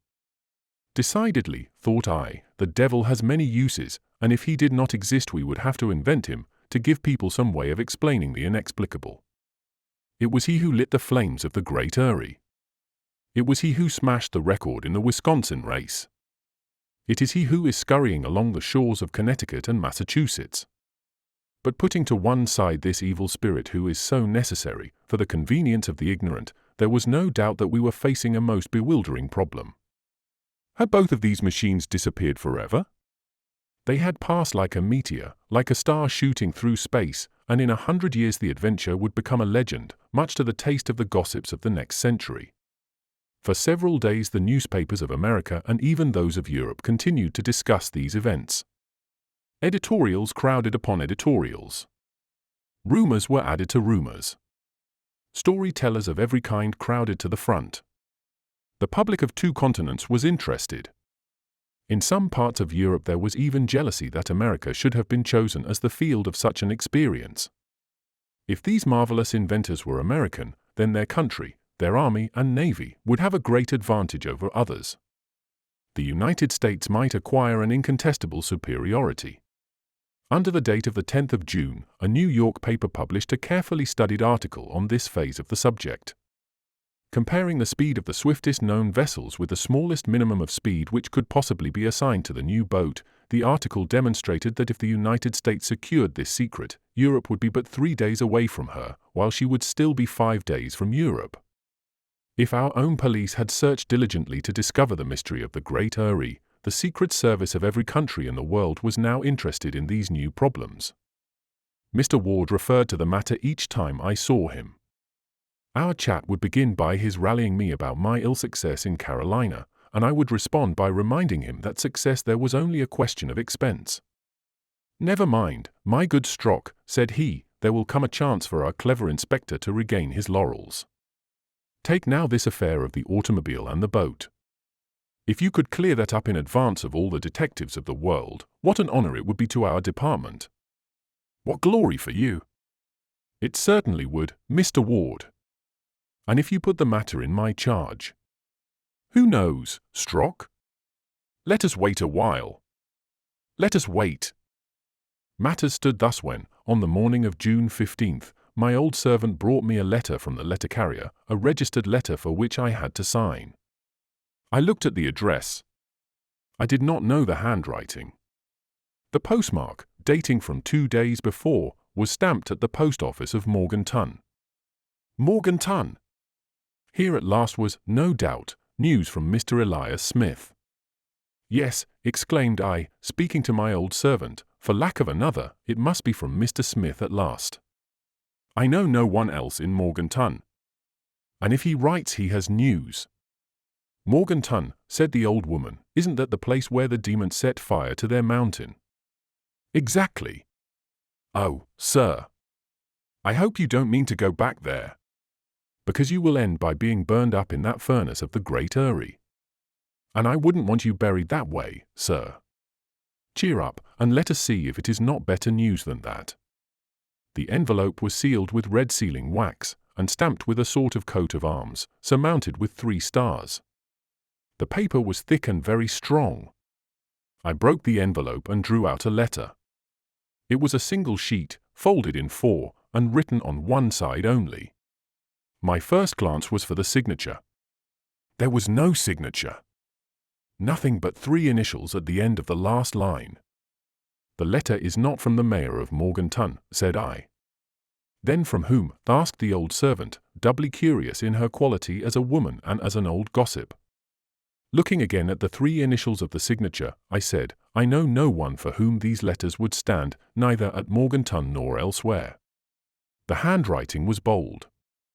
Both upstrokes and downstrokes very sharp, about 20 lines in all. Here is the letter, of which I, with good reason, retained an exact copy. It was dated, to my extreme stupefaction, from that mysterious Great Eyrie, Blue Ridge MTNS, to Mr. Strock. "North Carolina, June 13th, Chief Inspector of Police, 34, Long Street, Washington, D.C. Sir, you were charged with the mission of penetrating the Great Eyrie. You came on April the 28th, accompanied by the mayor of Morganton and 2 guides. You mounted to the foot of the wall, and you encircled it, finding it too high and steep to climb. You sought a breach and you found none. Know this, none enter the Great Eyrie, or if one enters, he never returns. Do not try again, for the second attempt will not result as did the first, but will have grave consequences for you. Heed this warning, or evil fortune will come to you. M.O.W. Chapter 7. A Third Machine. I confess that at first this letter dumbfounded me. O's and R's slipped from my open mouth. The old servant stared at me, not knowing what to think. "Oh, sir. Is it bad news?" I answered, for I kept few secrets from this faithful soul, by reading her the letter from end to end. She listened with much anxiety. "A joke, without doubt," said I, shrugging my shoulders. "Well," returned my superstitious handmaid, "if it isn't from the devil, it's from the devil's country, anyway." Left alone, I again went over this unexpected letter. Reflection inclined me yet more strongly to believe that it was the work of a practical joker. My adventure was well known. The newspapers had given it in full detail. Some satirist, such as exists even in America, must have written this threatening letter to mock me. To assume, on the other hand, that the Eyrie really served as the refuge of a band of criminals seemed absurd. If they feared that the police would discover their retreat, surely they would not have been so foolish as thus to force attention upon themselves. Their chief security would lie in keeping their presence there unknown. They must have realized that such a challenge from them would only arouse the police to renewed activity. Dynamite or melanite would soon open an entrance to their fortress. Moreover, how could these men have, themselves, gained entrance into the Eyrie unless there existed a passage which we had failed to discover? Assuredly the letter came from a jester or a madman, and I need not worry over it, nor even consider it. Hence, though for an instant I had thought of showing this letter to Mr. Ward, I decided not to do so. Surely he would attach no importance to it. However, I did not destroy it, but locked it in my desk for safe keeping. If more letters came of the same kind, and with the same initials, I would attach as little weight to them as to this. Several days passed quietly. There was nothing to lead me to expect that I should soon quit Washington, though in my line of duty one is never certain of the morrow. At any moment I might be sent speeding from Oregon to Florida, from Maine to Texas. And this unpleasant thought haunted me frequently. If my next mission were no more successful than that to the Great Eyrie, I might as well give up and hand in my resignation from the force. Of the mysterious chauffeur or chauffeurs, nothing more was heard. I knew that our own government agents, as well as foreign ones, were keeping keen watch over all the roads and rivers, all the lakes and the coasts of America. Of course, the size of the country made any close supervision impossible, but these twin inventors had not before chosen secluded and unfrequented spots in which to appear. The main highway of Wisconsin on a great race day, the harbor of Boston, incessantly crossed by thousands of boats, these were hardly what would be called hiding places. If the daring driver had not perished, of which there was always strong probability, then he must have left America. Perhaps he was in the waters of the Old World, or else resting in some retreat known only to himself, and in that case. I repeated to myself, many times, for such a retreat, a secret as inaccessible, this fantastic personage could not find one better than the Great Eyrie. But, of course, a boat could not get there any more than an automobile. Only high-flying birds of prey, eagles or condors, could find refuge there. The 19th of June I was going to the police bureau, when, on leaving my house, I noticed two men who looked at me with a certain keenness. Not knowing them, I took no notice, and if my attention was drawn to the matter, it was because my servant spoke of it when I returned. For some days, she said, she had noticed that two men seemed to be spying upon me in the street. They stood constantly, perhaps 100 steps from my house, and she suspected that they followed me each time I went up the street. "You are sure?" I asked. "Yes, sir, and no longer ago than yesterday, when you came into the house, these men came slipping along in your footsteps, and then went away as soon as the door was shut behind you. You must be mistaken." "I am not, sir." "And if you met these two men, you would know them?" "I would." "Good," I cried, laughing, "I see you have the very spirit for a detective. I must engage you as a member of our force. Joke if you like, sir. But I have still two good eyes, and I don't need spectacles to recognize people. Someone is spying on you, that's certain, and you should put some of your men to track them in turn." "All right, I promise to do so," I said, to satisfy her. "And when my men get after them, we shall soon know what these mysterious fellows want of me." In truth, I did not take the good soul's excited announcement very seriously. I added, "However, when I go out, I will watch the people around me with great care." "That will be best, sir." My poor old housekeeper was always frightening herself at nothing. "If I see them again," she added, "I will warn you before you set foot out of doors." Agreed. And I broke off the conversation, knowing well that if I allowed her to run on, she would end by being sure that Beelzebub himself and one of his chief attendants were at my heels.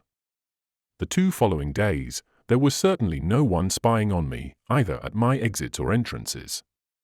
So I concluded my old servant had made much of nothing, as usual. But on the morning of the 22nd of June, after rushing upstairs as rapidly as her age would permit, the devoted old soul burst into my room and in a half-whisper gasped, "Sir! Sir! What is it?" "They are there." "Who?" I queried, my mind on anything but the web she had been spinning about me. "The 2 spies." "Ah, those wonderful spies." "Themselves." "In the street."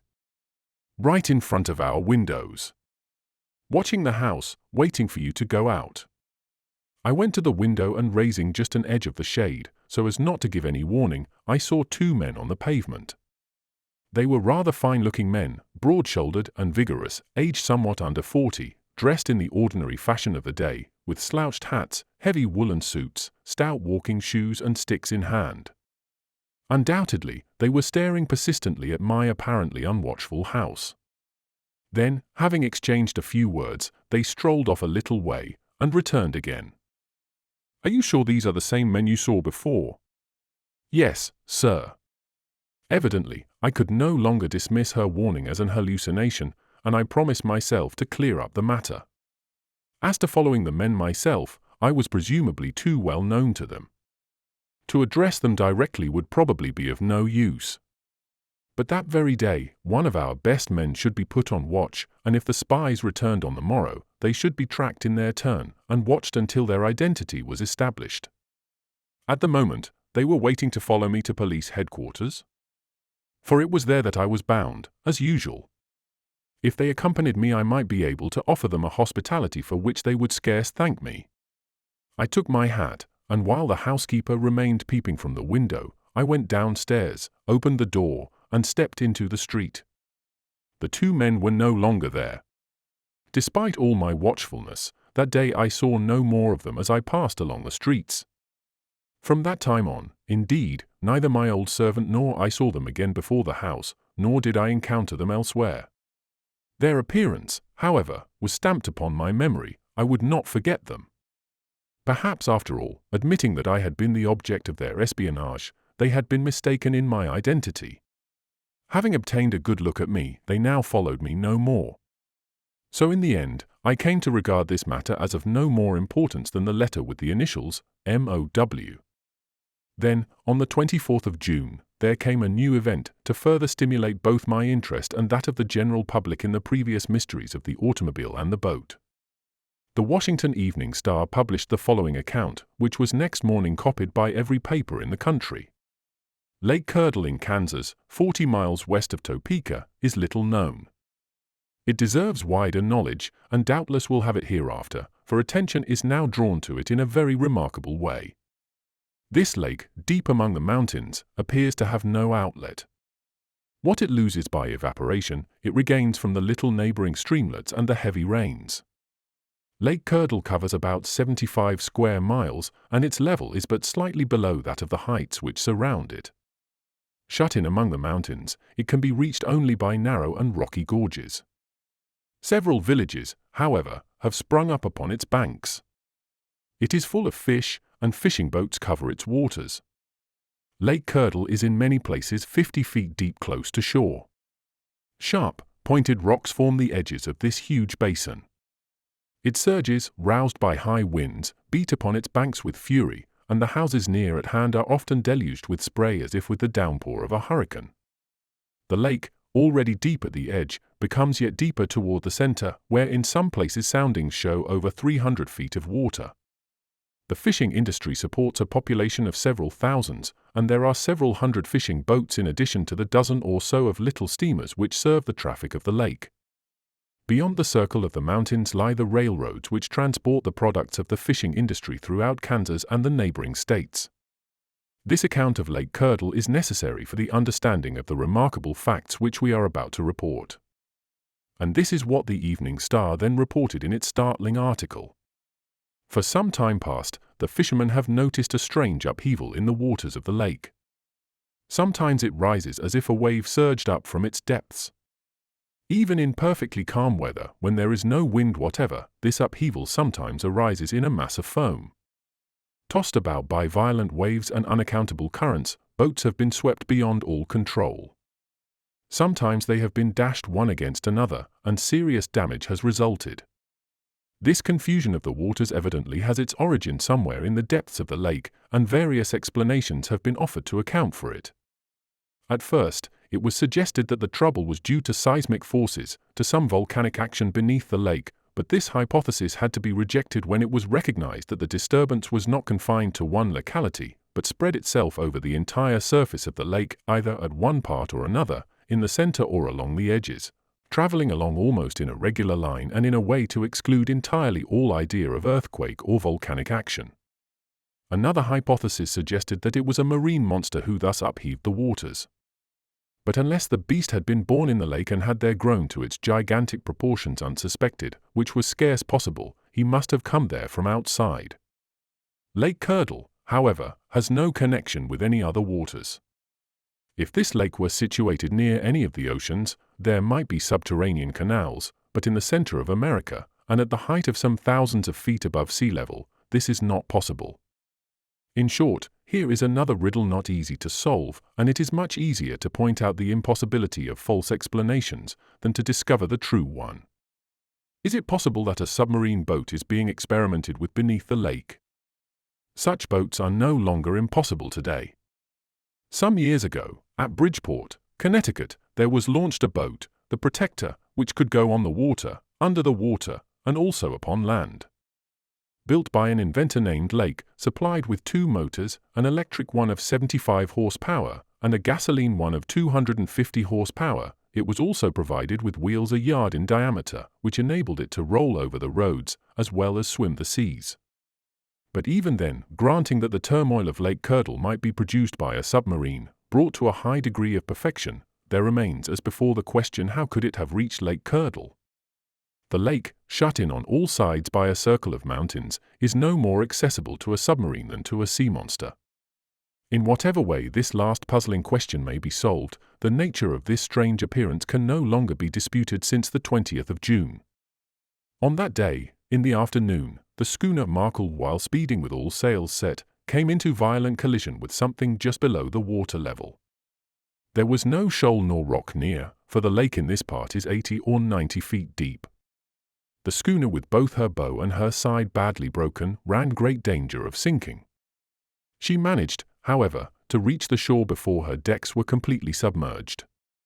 When the Markle had been pumped out and hauled up on shore, an examination showed that she had received a blow near the bow as if from a powerful ram. From this it seems evident that there is actually a submarine boat which darts about beneath the surface of Lake Curdle with most remarkable rapidity. The thing is difficult to explain. Not only is there a question as to how did the submarine get there, but why is it there? Why does it never come to the surface? What reason has its owner for remaining unknown? Are other disasters to be expected from its reckless course?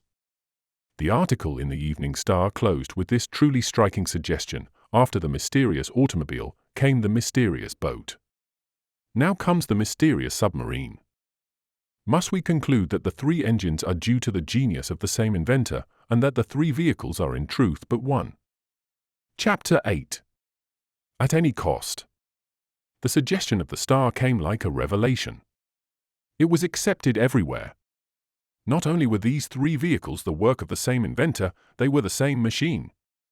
It was not easy to see how the remarkable transformation could be practically accomplished from one means of locomotion to the other. How could an automobile become a boat, and yet more, a submarine?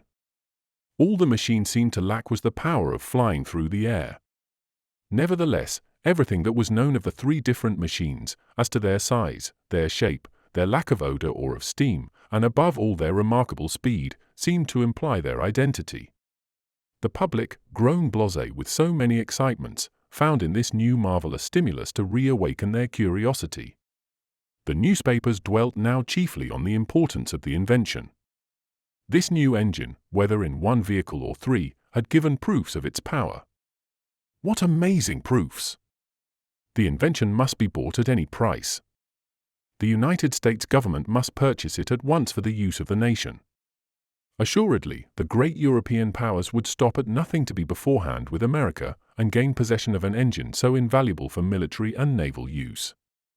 What incalculable advantages would it give to any nation, both on land and sea? Its destructive powers could not even be estimated until its qualities and limitations were better known. No amount of money would be too great to pay for the secret America could not put her millions to better use. But to buy the machine, it was necessary to find the inventor, and there seemed the chief difficulty. In vain was Lake Curdle searched from end to end. Even its depths were explored with a sounding line without result. Must it be concluded that the submarine no longer lurked beneath its waters? But in that case, how had the boat gotten away? For that matter, how had it come? An insoluble problem. The submarine was heard from no more, neither in Lake Curdle nor elsewhere. It had disappeared like the automobile from the roads, and like the boat from the shores of America. Several times in my interviews with Mr. Ward, we discussed this matter, which still filled his mind. Our men continued everywhere on the lookout, but as unsuccessfully as other agents. On the morning of the 27th of June, I was summoned into the presence of Mr. Ward. "Well, Strock," said he, "here is a splendid chance for you to get your revenge." Revenge for the Great Erie disappointment. Of course. What chance? Asked I, not knowing if he spoke seriously or in jest. "Why, here," he answered. "Would not you like to discover the inventor of this threefold machine?" "I certainly should, Mr. Ward. Give me the order to take charge of the matter, and I will accomplish the impossible in order to succeed." "It is true, I believe it will be difficult." "Undoubtedly, Strock. Perhaps even more difficult than to penetrate into the Great Erie." It was evident that Mr. Ward was intent on rallying me about my unsuccess. He would not do that, I felt assured, out of mere unkindness. Perhaps then he meant to rouse my resolution. He knew me well, and realized that I would have given anything in the world to recoup my defeat. I waited quietly for new instructions. Mr. Ward dropped his jesting and said to me very generously, "I know, Strock, that you accomplished everything that depended on human powers, and that no blame attaches to you. But we face now a matter very different from that of the Great Erie. The day the government decides to force that secret, everything is ready. We have only to spend some thousands of dollars, and the road will be open. That is what I would urge. But at present," said Mr. Ward, shaking his head, "it is much more important to place our hands on this fantastic inventor who so constantly escapes us. That is work for a detective, indeed, a master detective. He has not been heard from again."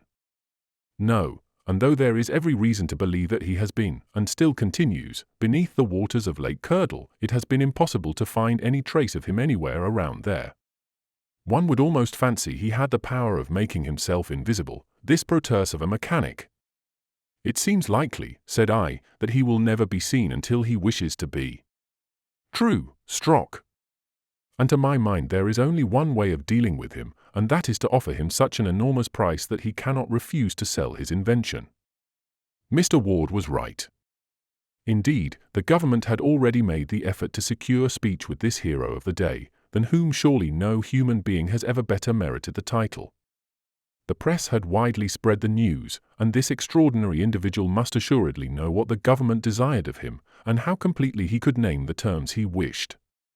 "Surely," added Mr. Ward, "this invention can be of no personal use to the man, that he should hide it from the rest of us. There is every reason why he should sell it. Can this unknown be already some dangerous criminal who, thanks to his machine, hopes to defy all pursuit?" My chief then went on to explain that it had been decided to employ other means in search of the inventor. It was possible, after all, that he had perished with his machine in some dangerous maneuver. If so, the ruined vehicle might prove almost as valuable and instructive to the mechanical world as the man himself. But since the accident to the schooner Markles on Lake Curdle, no news of him whatever had reached the police. On this point Mr. Ward did not attempt to hide his disappointment and his anxiety. Anxiety, yes, for it was manifestly becoming more and more difficult for him to fulfill his duty of protecting the public. How could we arrest criminals if they could flee from justice at such speed over both land and sea? How could we pursue them under the oceans? And when dirigible balloons should also have reached their full perfection, we would even have to chase men through the air. I asked myself if my colleagues and I would not find ourselves someday reduced to utter helplessness. If police officials, become a useless encumbrance, would be definitely discarded by society. Here, there recurred to me the jesting letter I had received a fortnight before, the letter which threatened my liberty and even my life. I recalled, also, the singular espionage of which I had been the subject. I asked myself if I had better mention these things to Mr. Ward. But they seemed to have absolutely no relation to the matter now in hand. The Great Eyrie affair had been definitely put aside by the government, since an eruption was no longer threatening. And they now wished to employ me upon this newer matter. I waited, then, to mention this letter to my chief at some future time, when it would be not so sore a joke to me. Mr. Ward again took up our conversation. We are resolved by some means to establish communication with this inventor. He has disappeared, it is true, but he may reappear at any moment, and in any part of the country. I have chosen you, Strock, to follow him the instant he appears. You must hold yourself ready to leave Washington on the moment. Do not quit your house, except to come here to headquarters each day, notify me, each time by telephone, when you start from home, and report to me personally the moment you arrive here. I will follow orders exactly, Mr. Ward, I answered. But permit me one question. Ought I to act alone, or will it not be better to join with me? That is what I intend, said the chief, interrupting me. You are to choose 2 of our men whom you think the best fitted. I will do so, Mr. Ward. And now, if some day or other I stand in the presence of our man, what am I to do with him? Above all things, do not lose sight of him. If there is no other way, arrest him. You shall have a warrant. A useful precaution, Mr. Ward. If he started to jump into his automobile and to speed away at the rate we know of, I must stop him at any cost. One cannot argue long with a man making 200 miles an hour. You must prevent that, Strock. And the arrest made, telegraph me. After that, the matter will be in my hands. Count on me, Mr. Ward, at any hour, day or night. I shall be ready to start with my men. I thank you for having entrusted this mission to me. If it succeeds, it will be a great honor. And of great profit, added my chief, dismissing me. Returning home, I made all preparations for a trip of indefinite duration. Perhaps my good housekeeper imagined that I planned a return to the Great Eyrie, which he regarded as an antechamber of hell itself. She said nothing, but went about her work with a most despairing face. Nevertheless, sure as I was of her discretion, I told her nothing. In this great mission I would confide in no one. My choice of the 2 men to accompany me was easily made. They both belonged to my own department, and had many times under my direct command given proofs of their vigor, courage, and intelligence. One, John Hart, of Illinois, was a man of 30 years, the other, aged 32, was Nab Walker, of Massachusetts. I could not have had better assistance. Several days passed, without news, either of the automobile, the boat, or the submarine. There were rumors in plenty, but the police knew them to be false. As to the reckless stories that appeared in the newspapers, they had most of them no foundation whatever. Even the best journals cannot be trusted to refuse an exciting bit of news on the mere ground of its unreliability. Then, twice in quick succession, there came what seemed trustworthy reports of the man of the hour. The first asserted that he had been seen on the roads of Arkansas, near Little Rock. The second, that he was in the very middle of Lake Superior.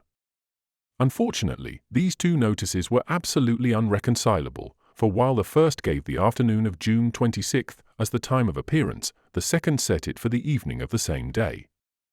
Now, these 2 points of the United States territory are not less than 800 miles apart. Even granting the automobile this unthinkable speed, greater than any it had yet shown, how could it have crossed all the intervening country unseen? How could it traverse the states of Arkansas, Missouri, Iowa, and Wisconsin from end to end without any one of our agents giving us warning, without any interested person rushing to a telephone? After these two momentary appearances, if appearances they were, the machine again dropped out of knowledge. Mr. Ward did not think it worthwhile to dispatch me and my men to either point whence it had been reported. Yet since this marvelous machine seemed still in existence, something must be done. The following official notice was published in every newspaper of the United States under July 3rd. It was couched in the most formal terms. During the month of April of the present year, an automobile traversed the roads of Pennsylvania, of Kentucky, of Ohio, of Tennessee, of Missouri, of Illinois, and on the 27th of May, during the race held by the American Automobile Club, it covered the course in Wisconsin. Then it disappeared. During the first week of June, a boat maneuvering at great speed appeared off the coast of New England between Cape Cod and Cape Sable, and more particularly around Boston. Then it disappeared. In the second fortnight of the same month, a submarine boat was run beneath the waters of Lake Curdle, in Kansas. Then it disappeared. Everything points to the belief that the same inventor must have built these three machines, or perhaps that they are the same machine, constructed so as to travel both on land and water. A proposition is therefore addressed to the said inventor, whoever he be, with the aim of acquiring the said machine. He is requested to make himself known and to name the terms upon which he will treat with the United States government. He is also requested to answer as promptly as possible to the Department of Federal Police, Washington, D.C., United States of America. Such was the notice printed in large type on the front page of every newspaper. Surely it could not fail to reach the eye of him for whom it was intended, wherever he might be. He would read it. He could scarce fail to answer it in some manner. And why should he refuse such an unlimited offer? We had only to await his reply. One can easily imagine how high the public curiosity rose. From morning till night, an eager and noisy crowd pressed about the Bureau of Police, awaiting the arrival of a letter or a telegram. The best reporters were on the spot. What honor, what profit would come to the paper which was first to publish the famous news? To know at last the name and place of the undiscoverable unknown.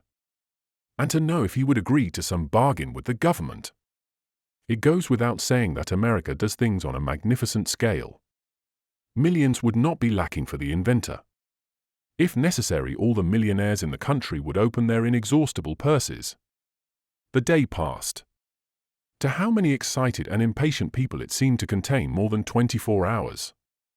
And each hour held far more than 60 minutes. There came no answer, no letter, no telegram. The night following, there was still no news. And it was the same the next day and the next. There came, however, another result, which had been fully foreseen. The cables informed Europe of what the United States government had done. The different powers of the old world hoped also to obtain possession of the wonderful invention. Why should they not struggle for an advantage so tremendous? Why should they not enter the contest with their millions? In brief, every great power took part in the affair: France, England, Russia, Italy, Austria, Germany. Only the states of the second order refrained from entering, with their smaller resources, upon a useless effort. The European press published notices identical with that of the United States. The extraordinary chauffeur had only to speak to become a rival to the Vanderbilts, the Astiers, the Goulds, the Morgans, and the Rothschilds of every country of Europe. And, when the mysterious inventor made no sign, what attractive offers were held forth to tempt him to discard the secrecy in which he was enwrapped. The whole world became a public market, an auction house whence arose the most amazing bids. Twice a day the newspapers would add up the amounts, and these kept rising from millions to millions. The end came when the United States Congress, after a memorable session, voted to offer the sum of $20 million. And there was not a citizen of the states of whatever rank who objected to the amount, so much importance was attached to the possession of this prodigious engine of locomotion. As for me, I said emphatically to my old housekeeper, the machine is worth even more than that. Evidently the other nations of the world did not think so, for their bids remained below the final sum. But how useless was this mighty struggle of the great rivals! The inventor did not appear. He did not exist. He had never existed. It was all a monstrous pretense of the American newspapers. That, at least, became the announced view of the old world. And so the time passed. There was no further news of our man, there was no response from him. He appeared no more. For my part, not knowing what to think, I commenced to lose all hope of reaching any solution to the strange affair. Then on the morning of the 15th of July, a letter without postmark was found in the mailbox of the police bureau. After the authorities had studied it, it was given out to the Washington journals, which published it in facsimile, in special numbers. It was couched as follows. Chapter 9. The Second Letter. On board the Terror, July 15th. To the Old and New World, the propositions emanating from the different governments of Europe, as also that which has finally been made by the United States of America, need expect no other answer than this: I refuse absolutely and definitely the sums offered for my invention. My machine will be neither French nor German, nor Austrian nor Russian, nor English nor American. The invention will remain my own, and I shall use it as pleases me. With it, I hold control of the entire world, and there lies no force within the reach of humanity which is able to resist me under any circumstances whatsoever. Let no one attempt to seize or stop me. It is, and will be, utterly impossible. Whatever injury anyone attempts against me, I will return 100-fold. As to the money which is offered me, I despise it. I have no need of it. Moreover, on the day when it pleases me to have millions, or billions, I have but to reach out my hand and take them. Let both the old and the new world realize this: they can accomplish nothing against me, I can accomplish anything against them. I sign this letter, the master of the world. Chapter 10. Outside the law. Such was the letter addressed to the government of the United States. As to the person who had placed it in the mailbox of the police, no one had seen him.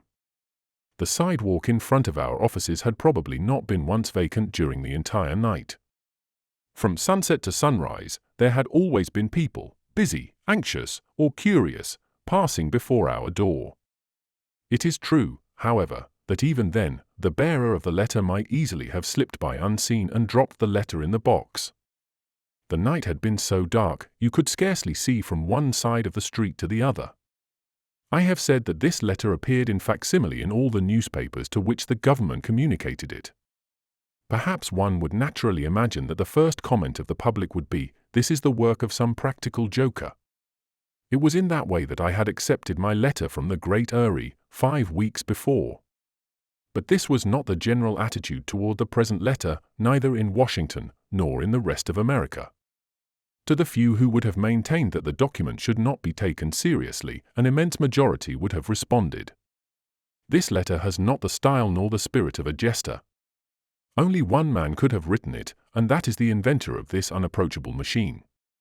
To most people this conclusion seemed indisputable owing to a curious state of mind easily explainable. For all the strange facts of which the key had hitherto been lacking, this letter furnished an explanation. The theory now almost universally accepted was as follows. The inventor had hidden himself for a time, only in order to reappear more startlingly in some new light. Instead of having perished in an accident, he had concealed himself in some retreat where the police were unable to discover him. Then, to assert positively his attitude toward all governments, he had written this letter. But instead of dropping it in the post in any one locality, which might have resulted in its being traced to him, he had come to Washington and deposited it himself in the very spot suggested by the government's official notice, the Bureau of Police. Well, if this remarkable personage had reckoned that this new proof of his existence would make some noise in 2 worlds, he certainly figured rightly.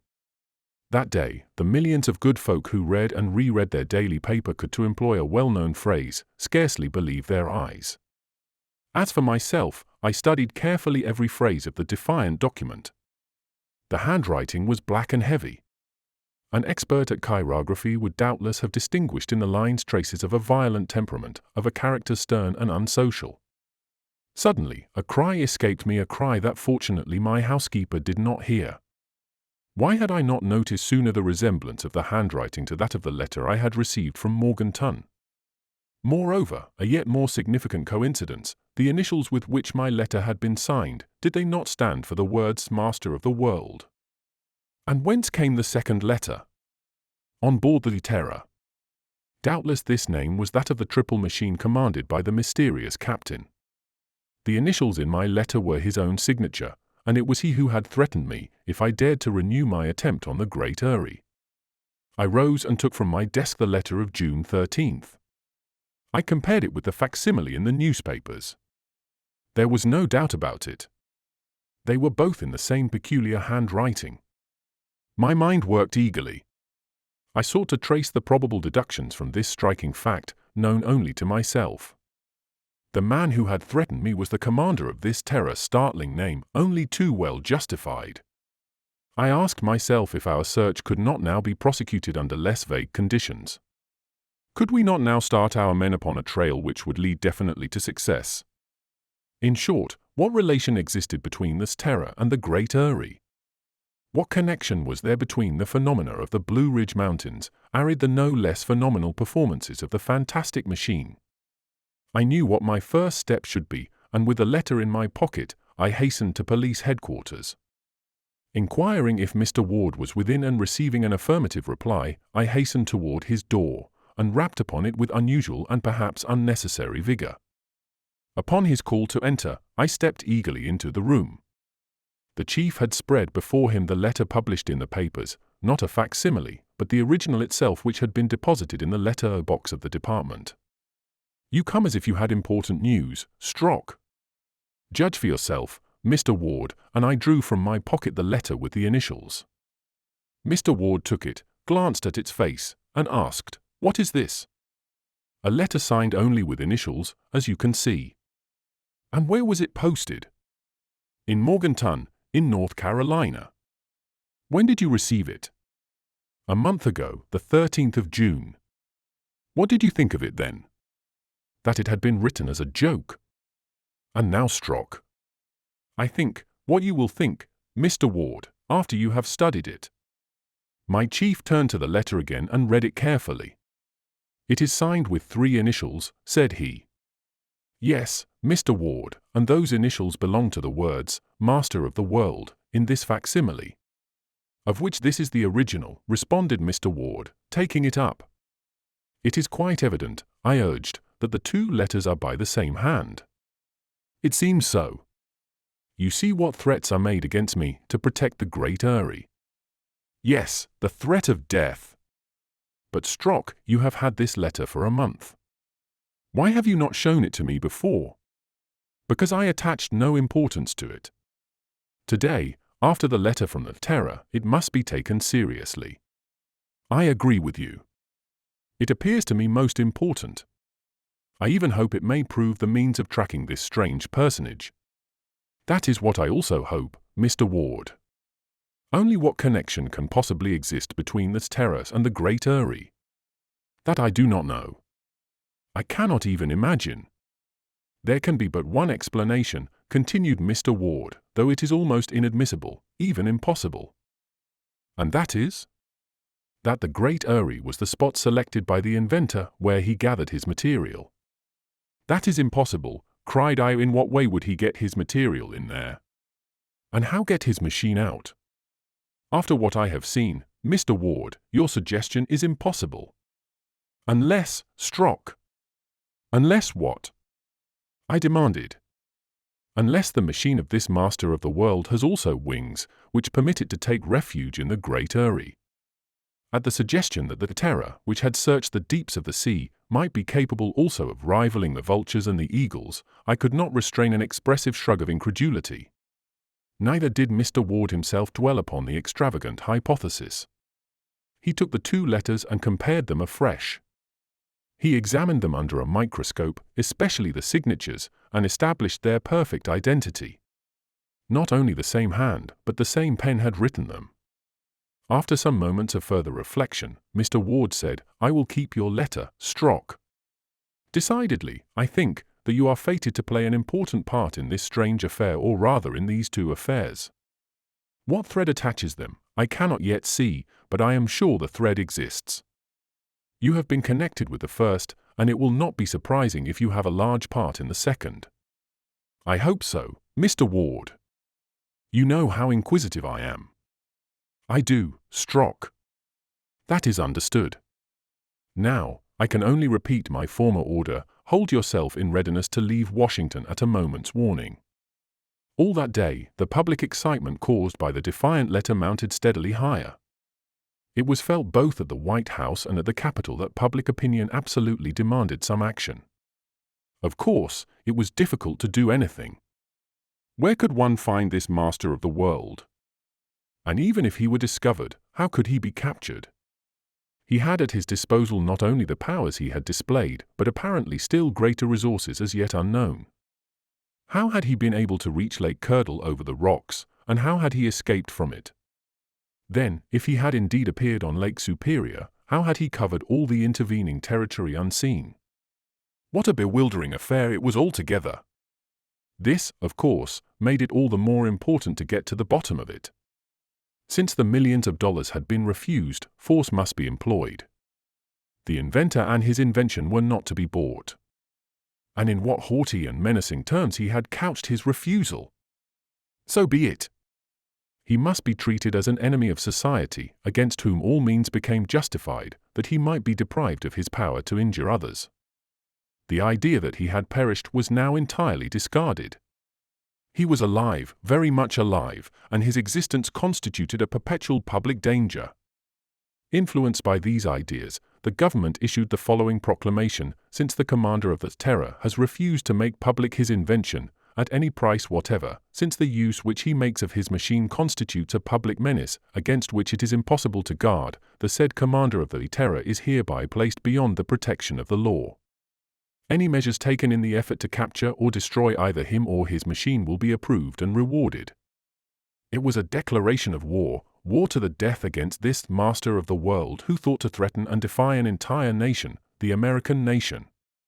Before the day was over, various rewards of large amounts were promised to anyone who revealed the hiding place of this dangerous inventor, to anyone who could identify him, and to anyone who should rid the country of him. Such was the situation during the last fortnight of July. All was left to the hazard of fortune. The moment the outlaw reappeared he would be seen and signaled, and when the chance came he would be arrested. This could not be accomplished when he was in his automobile on land or in his boat on the water. No, he must be seized suddenly, before he had any opportunity to escape by means of that speed which no other machine could equal. I was therefore all alert, awaiting an order from Mr. Ward to start out with my men. But the order did not arrive for the very good reason that the man whom it concerned remained undiscovered. The end of July approached. The newspapers continued the excitement. They published repeated rumors. New clues were constantly being announced. But all this was mere idle talk. Telegrams reached the police bureau from every part of America, each contradicting and nullifying the others.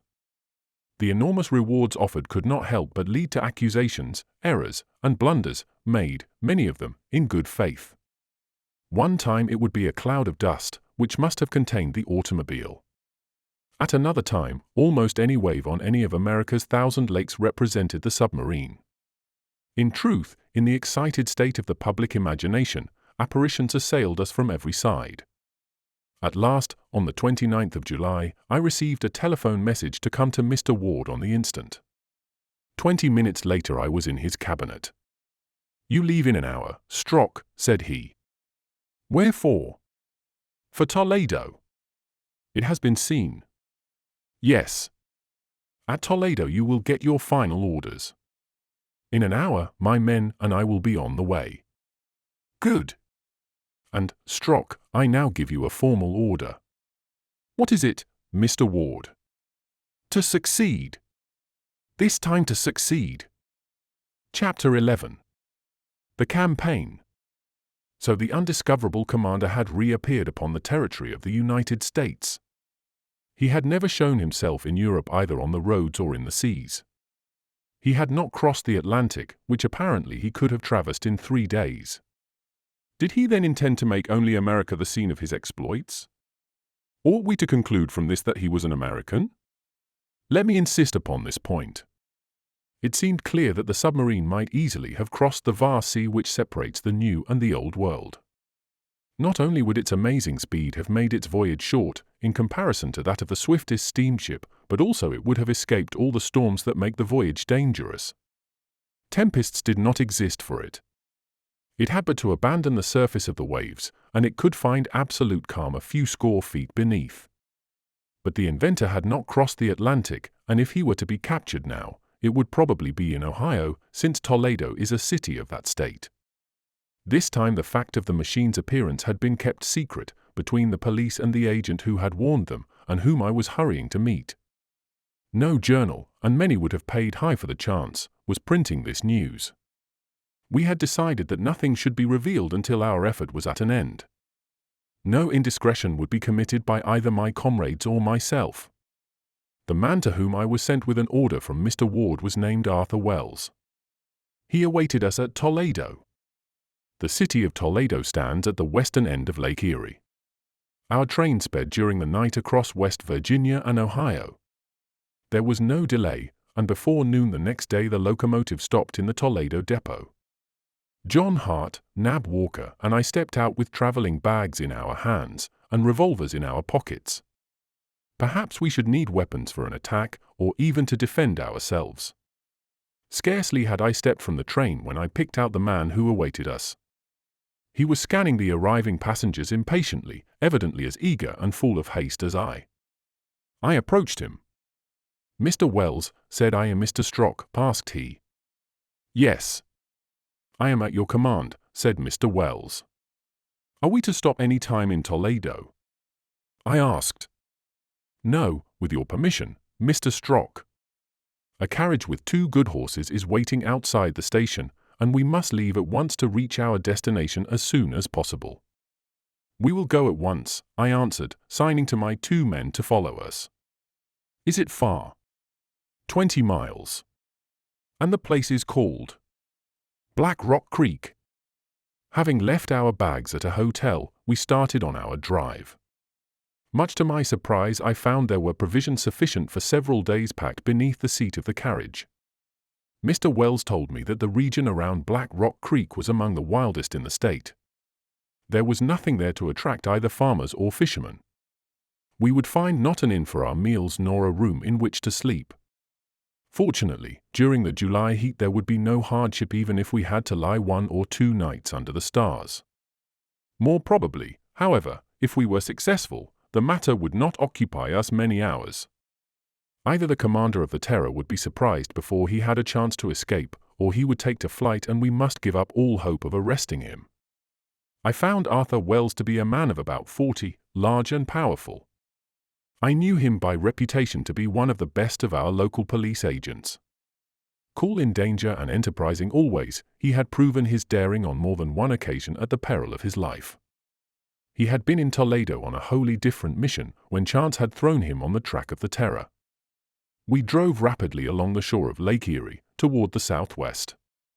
This inland sea of water is on the northern boundary of the United States, lying between Canada on one side and the states of Ohio, Pennsylvania, and New York on the other. If I stop to mention the geographical position of this lake, its depth, its extent, and the waters nearest around, it is because the knowledge is necessary for the understanding of the events which were about to happen. The surface of Lake Erie covers about 10,000 square miles. It is nearly 600 feet above sea level. It is joined on the northwest by means of the Detroit River with the still greater lakes to the westward and receives their waters. It has also rivers of its own, though of less importance, such as the Rocky, the Cuyahoga, and the Black. The lake empties at its northeastern end into Lake Ontario by means of Niagara River and its celebrated falls. The greatest known depth of Lake Erie is over 130 feet. Hence it will be seen that the mass of its waters is considerable. In short, this is a region of most magnificent lakes. The land, though not situated far northward, is exposed to the full sweep of the Arctic cold. The region to the northward is low, and the winds of winter rush down with extreme violence. Hence Lake Erie is sometimes frozen over from shore to shore. The principal cities on the borders of this great lake are Buffalo at the east, which belongs to New York State, and Toledo in Ohio, at the west, with Cleveland and Sandusky, both Ohio cities, at the south. Smaller towns and villages are numerous along the shore. The traffic is naturally large, its annual value being estimated at considerably over $2 million. Our carriage followed a rough and little-used road along the borders of the lake, and as we toiled along, Arthur Wells told me what he had learned. Less than 2 days before, on the afternoon of July 27, Wells had been riding on horseback toward the town of Hurley. 5 miles outside the town, he was riding through a little wood when he saw, far up across the lake, a submarine which rose suddenly above the waves. He stopped, tied his horse, and stole on foot to the edge of the lake. There, from behind a tree, he had seen with his own eyes this submarine advance toward him and stop at the mouth of Black Rock Creek. Was it the famous machine for which the whole world was seeking, which thus came directly to his feet? When the submarine was close to the rocks, 2 men climbed out upon its deck and stepped ashore. Was one of them this master of the world, who had not been seen since he was reported from Lake Superior? Was this the mysterious terror which had thus risen from the depths of Lake Erie? I was alone, said Wells. Alone on the edge of the creek. If you and your assistants, Mr. Strock, had been there, we 4 against 2, we would have been able to reach these men and seize them before they could have regained their boat and fled. Probably, I answered. But were there no others on the boat with them? Still, if we had seized the 2, we could at least have learned who they were. And above all, added Wells, if one of them turned out to be the captain of the Terror. I have only one fear, Wells. This submarine, whether it is the one we seek or another, may have left the creek since your departure. We shall know about that in a few hours, now. Pray heaven they are still there. Then when night comes. But, I asked, did you remain watching in the wood until night? No, I left after an hour's watching, and rode straight for the telegraph station at Toledo. I reached there late at night and sent immediate word to Washington. That was night before last. Did you return yesterday to Black Rock Creek? Yes. The submarine was still there. In the same spot. And the 2 men? The same 2 men. I judged that some accident had happened, and they came to this lonely spot to repair it. Probably so, said I, some damage which made it impossible for them to regain their usual hiding place. If only they are still here. I have reason to believe they will be, for quite a lot of stuff was taken out of the boat and laid about upon the shore, and as well as I could discern from a distance they seemed to be working on board. Only the 2 men. Only the 2. But, protested I, can 2 be sufficient to handle an apparatus of such speed and of such intricacy as to be at once automobile, boat and submarine? I think not, Mr. Strock, but I only saw the same 2. Several times they came to the edge of the little wood where I was hidden, and gathered sticks for a fire which they made upon the beach. The region is so uninhabited and the creek so hidden from the lake that they ran little danger of discovery. They seemed to know this. You would recognize them both again? Perfectly. One was of middle size, vigorous, and quick of movement, heavily bearded. The other was smaller, but stocky and strong. Yesterday, as before, I left the wood about 5 o'clock and hurried back to Toledo.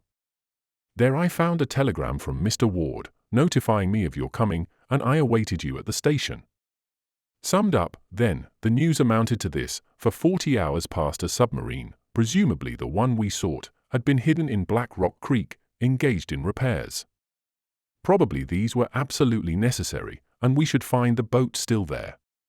As to how the Terror came to be in Lake Erie, Arthur Wells and I discussed that, and agreed that it was a very probable place for her. The last time she had been seen was on Lake Superior. From there to Lake Erie the machine could have come by the roads of Michigan, but since no one had remarked its passage and as both the police and the people were specially aroused and active in that portion of the country, it seemed more probable that the Terror had come by water.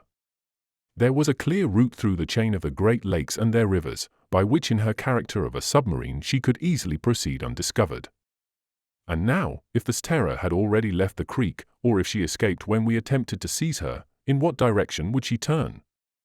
In any case, there was little chance of following her. There were 2 torpedo destroyers at the port of Buffalo, at the other extremity of Lake Erie. By treaty between the United States and Canada, there are no vessels of war whatever on the Great Lakes. These might, however, have been little launches belonging to the Customs Service. Before I left Washington, Mr. Ward had informed me of their presence, and a telegram to their commanders would, if there were need, start them in pursuit of the Terror. But despite their splendid speed, how could they vie with her? And if she plunged beneath the waters, they would be helpless. Moreover, Arthur Wells averred that in case of a battle, the advantage would not be with the destroyers, despite their large crews and many guns. Hence, if we did not succeed this night, the campaign would end in failure. Arthur Wells knew Black Rock Creek thoroughly, having hunted there more than once. It was bordered in most places with sharp rocks against which the waters of the lake beat heavily. Its channel was some 30 feet deep, so that the Terror could take shelter either upon the surface or underwater. In 2 or 3 places the steep banks gave way to sand beaches which led to little gorges reaching up toward the woods, 200 or 300 feet. It was 7 in the evening when our carriage reached these woods. There was still daylight enough for us to see easily, even in the shade of the trees. To have crossed openly to the edge of the creek would have exposed us to the view of the men of the Terror, if she were still there, and thus give her warning to escape. Had we better stop here? I asked Wells, as our rig drew up to the edge of the woods. No, Mr. Strock, said he. We had better leave the carriage deeper in the woods, where there will be no chance whatever of our being seen. Can the carriage drive under these trees? It can, declared Wells. I have already explored these woods thoroughly. 500 or 600 feet from here, there is a little clearing, where we will be completely hidden, and where our horses may find pasture. Then, as soon as it is dark, we will go down to the beach, at the edge of the rocks which shut in the mouth of the creek. Thus if the Terror is still there, we shall stand between her and escape. Eager as we all were for action, it was evidently best to do as Wells suggested and wait for night. The intervening time could well be occupied as he said. Leading the horses by the bridle, while they dragged the empty carriage, we proceeded through the heavy woods. The tall pines, the stalwart oaks, the cypress scattered here and there, made the evening darker overhead. Beneath our feet spread a carpet of scattered herbs, pine needles and dead leaves. Such was the thickness of the upper foliage that the last rays of the setting sun could no longer penetrate here. We had to feel our way, and it was not without some knocks that the carriage reached the clearing 10 minutes later. This clearing, surrounded by great trees, formed a sort of oval, covered with rich grass. Here it was still daylight, and the darkness would scarcely deepen for over an hour. There was thus time to arrange an encampment and to rest a while after our hard trip over the rough and rocky roads. Of course, we were intensely eager to approach the creek and see if the Terror was still there. But prudence restrained us. A little patience, and the night would enable us to reach a commanding position unsuspected. Wells urged this strongly, and despite my eagerness, I felt that he was right. The horses were unharnessed, and left to browse under the care of the coachman who had driven us. The provisions were unpacked, and John Hart and Nab Walker spread out a meal on the grass at the foot of a superb cypress which recalled to me the forest odors of Morganton and Pleasant Garden. We were hungry and thirsty, and food and drink were not lacking. Then our pipes were lighted to calm the anxious moments of waiting that remained. Silence reigned within the wood. The last song of the birds had ceased. With the coming of night the breeze fell little by little, and the leaves scarcely quivered even at the tops of the highest branches. The sky darkened rapidly after sundown and twilight deepened into obscurity. I looked at my watch. It was 8:30. "It is time, Wells." "When you will, Mr. Strock." "Then let us start." We cautioned the coachman not to let the horses stray beyond the clearing. Then we started. Wells went in advance, I followed him, and John Hart and Nab Walker came behind. In the darkness, we three would have been helpless without the guidance of Wells. Soon we reached the farther border of the woods, and before us stretched the banks of Black Rock Creek. All was silent, all seemed deserted. We could advance without risk. If the Terror was there, she had cast anchor behind the rocks.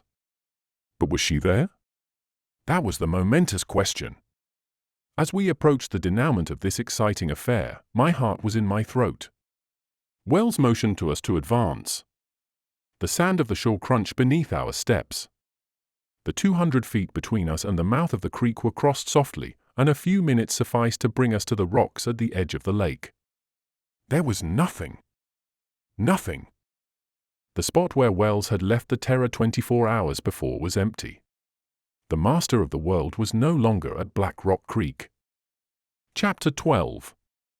Black Rock Creek. Human nature is prone to illusions. Of course, there had been all along a probability that the Terror had deserted the locality, even admitting that it was she Wells had seen the previous day. If some damage to her triple system of locomotion had prevented her from regaining either by land or by water her usual hiding place, and obliged her to seek refuge in Black Rock Creek, what ought we to conclude now upon finding her here no longer? Obviously, that, having finished her repairs, she had continued on her way, and was already far beyond the waters of Lake Erie. But probable as this result had been from the first, we had more and more ignored it as our trip proceeded. We had come to accept as a fact that we should meet the Terror, that we should find her anchored at the base of the rocks where Wells had seen her. And now what disappointment! I might even say, what despair! All our efforts gone for nothing. Even if the Terror was still upon the lake, to find her, reach her and capture her, was beyond our power, and it might as well be fully recognized beyond all human power. We stood there, Wells and I, completely crushed, while John Hart and Nab Walker, no less chagrined, went tramping along the banks of the creek, seeking any trace that had been left behind. Posted there, at the mouth of the creek, Wells and I exchanged scarcely a word. What need was there of words to enable us to understand each other? After our eagerness and our despair, we were now exhausted. Defeated in our well-planned attempt, we felt as unwilling to abandon our campaign, as we were unable to continue it. Nearly an hour slipped by. We could not resolve to leave the place. Our eye still sought to pierce the night. Sometimes a glimmer, due to the sparkle of the waters, trembled on the surface of the lake. Then it vanished, and with it the foolish hope that it had roused. Sometimes again, we thought we saw a shadow outlined against the dark, the silhouette of an approaching boat. Yet again some eddies would swirl up at our feet, as if the creek had been stirred within its depths. These vain imaginings were dissipated one after the other. They were but the illusions raised by our strained fancies. At length our companions rejoined us. My first question was, "Nothing new?" "Nothing," said John Hart. "You have explored both banks of the creek?" "Yes," responded Nab Walker, "as far as the shallow water above, and we have not seen even a vestige of the things which Mr. Wells saw laid on the shore."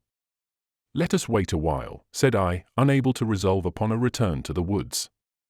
At that moment our attention was caught by a sudden agitation of the waters, which swelled upward at the foot of the rocks. "It is like the swell from a vessel," said Wells. "Yes," said I, instinctively lowering my voice. "What has caused it?" "The wind has completely died out." "Does it come from something on the surface of the lake?" "Or from something underneath?" said Wells, bending forward, the better to determine. The commotion certainly seemed as if caused by some boat, whether from beneath the water, or approaching the creek from outside upon the lake. Silent, motionless, we strained eyes and ears to pierce the profound obscurity. The faint noise of the waves of the lake lapping on the shore beyond the creek came to us distinctly through the night. John Hart and Nab Walker drew a little aside upon a higher ridge of rocks. As for me, I leaned close to the water to watch the agitation. It did not lessen. On the contrary, it became momentarily more evident, and I began to distinguish a sort of regular throbbing, like that produced by a screw in motion. "There is no doubt," declared Wells, leaning close to me, "there is a boat coming toward us." "There certainly is," responded I, "unless they have whales or sharks in Lake Erie." "No, it is a boat," repeated Wells. "Is she headed toward the mouth of the creek, or is she going further up it?" "This is just where you saw the boat twice before." "Yes, just here." "Then if this is the same one, and it can be no other, she will probably return to the same spot." "There," whispered Wells, extending his hand toward the entrance of the creek. Our companions rejoined us, and all four, crouching low upon the bank, peered in the direction he pointed. We vaguely distinguished a black mass moving through the darkness. It advanced very slowly and was still outside the creek, upon the lake, perhaps a cable's length to the northeast. We could scarcely hear even now the faint throbbing of its engines. Perhaps they had stopped and the boat was only gliding forward under their previous impulse. It seemed, then, that this was indeed the submarine which Wells had watched, and it was returning to pass this night, like the last, within the shelter of the creek. Why had it left the anchorage, if only to return? Had it suffered some new disaster, which again impaired its power? Or had it been before compelled to leave, with its repairs still unfinished? What cause constrained it to return here? Was there some imperious reason why it could no longer be turned into an automobile and go darting away across the roads of Ohio? To all these questions which came crowding upon me, I could give no answer. Furthermore, both Wells and I kept reasoning under the assumption that this was really the terror commanded by the master of the world, who had dated from it his letter of defiance to the government. Yet this premise was still unproven, no matter how confident we might feel of it. Whatever boat this was, that stole so softly through the night, it continued to approach us.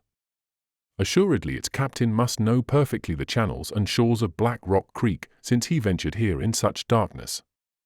Not a light showed upon the deck. Not a single ray from within the cabin glimmered through any crevice. A moment later, we heard some machinery moving very softly. The swell of the eddies grew stronger, and in a few moments the boat touched the quay. This word quay, only used in that region, exactly describes the spot. The rocks at our feet formed a level, 5 or 6 feet above the water, and descending to it perpendicularly, exactly like a landing wharf. "We must not stop here," whispered Wells, seizing me by the arm. "No," I answered, "they might see us. We must lie crouched upon the beach. Or we might hide in some crevice of the rocks. We will follow you." There was not a moment to lose. The dark mass was now close at hand, and on its deck, but slightly raised above the surface of the water, we could trace the silhouettes of 2 men. Were there, then, really only 2 on board? We stole softly back to where the ravines rose toward the woods above. Several niches in the rocks were at hand. Wells and I crouched down in one, my 2 assistants in another. If the men on the Terror landed, they could not see us, but we could see them, and would be able to act as opportunity offered. There were some slight noises from the boat, a few words exchanged in our own language. It was evident that the vessel was preparing to anchor. Then almost instantly, a rope was thrown out, exactly on the point of the quay where we had stood. Leaning forward, Wells could discern that the rope was seized by one of the mariners, who had leaped ashore. Then we heard a grappling iron scrape along the ground. Some moments later, steps crunched upon the sand. 2 men came up the ravine and went onward toward the edge of the woods, guiding their steps by a ship lantern. Where were they going? Was Black Rock Creek a regular hiding place of the Terror? Had her commander a depot here for stores or provisions? Did they come here to restock their craft, when the whim of their wild voyaging brought them to this part of the continent? Did they know this deserted, uninhabited spot so well, that they had no fear of ever being discovered here? "What shall we do?" whispered Wells. "Wait till they return, and then—" My words were cut short by a surprise. The men were not 30 feet from us, when, one of them chancing to turn suddenly, the light of their lantern fell full upon his face. He was one of the 2 men who had watched before my house in Long Street. I could not be mistaken. I recognized him as positively as my old servant had done. It was he. It was assuredly one of the spies of whom I had never been able to find any further traces. There was no longer any doubt, my warning letter had come from them. It was therefore from the master of the world. It had been written from the Terror, and this was the Terror. Once more I asked myself what could be the connection between this machine and the Great Eyrie. In whispered words, I told Wells of my discovery. His only comment was, "It is all incomprehensible."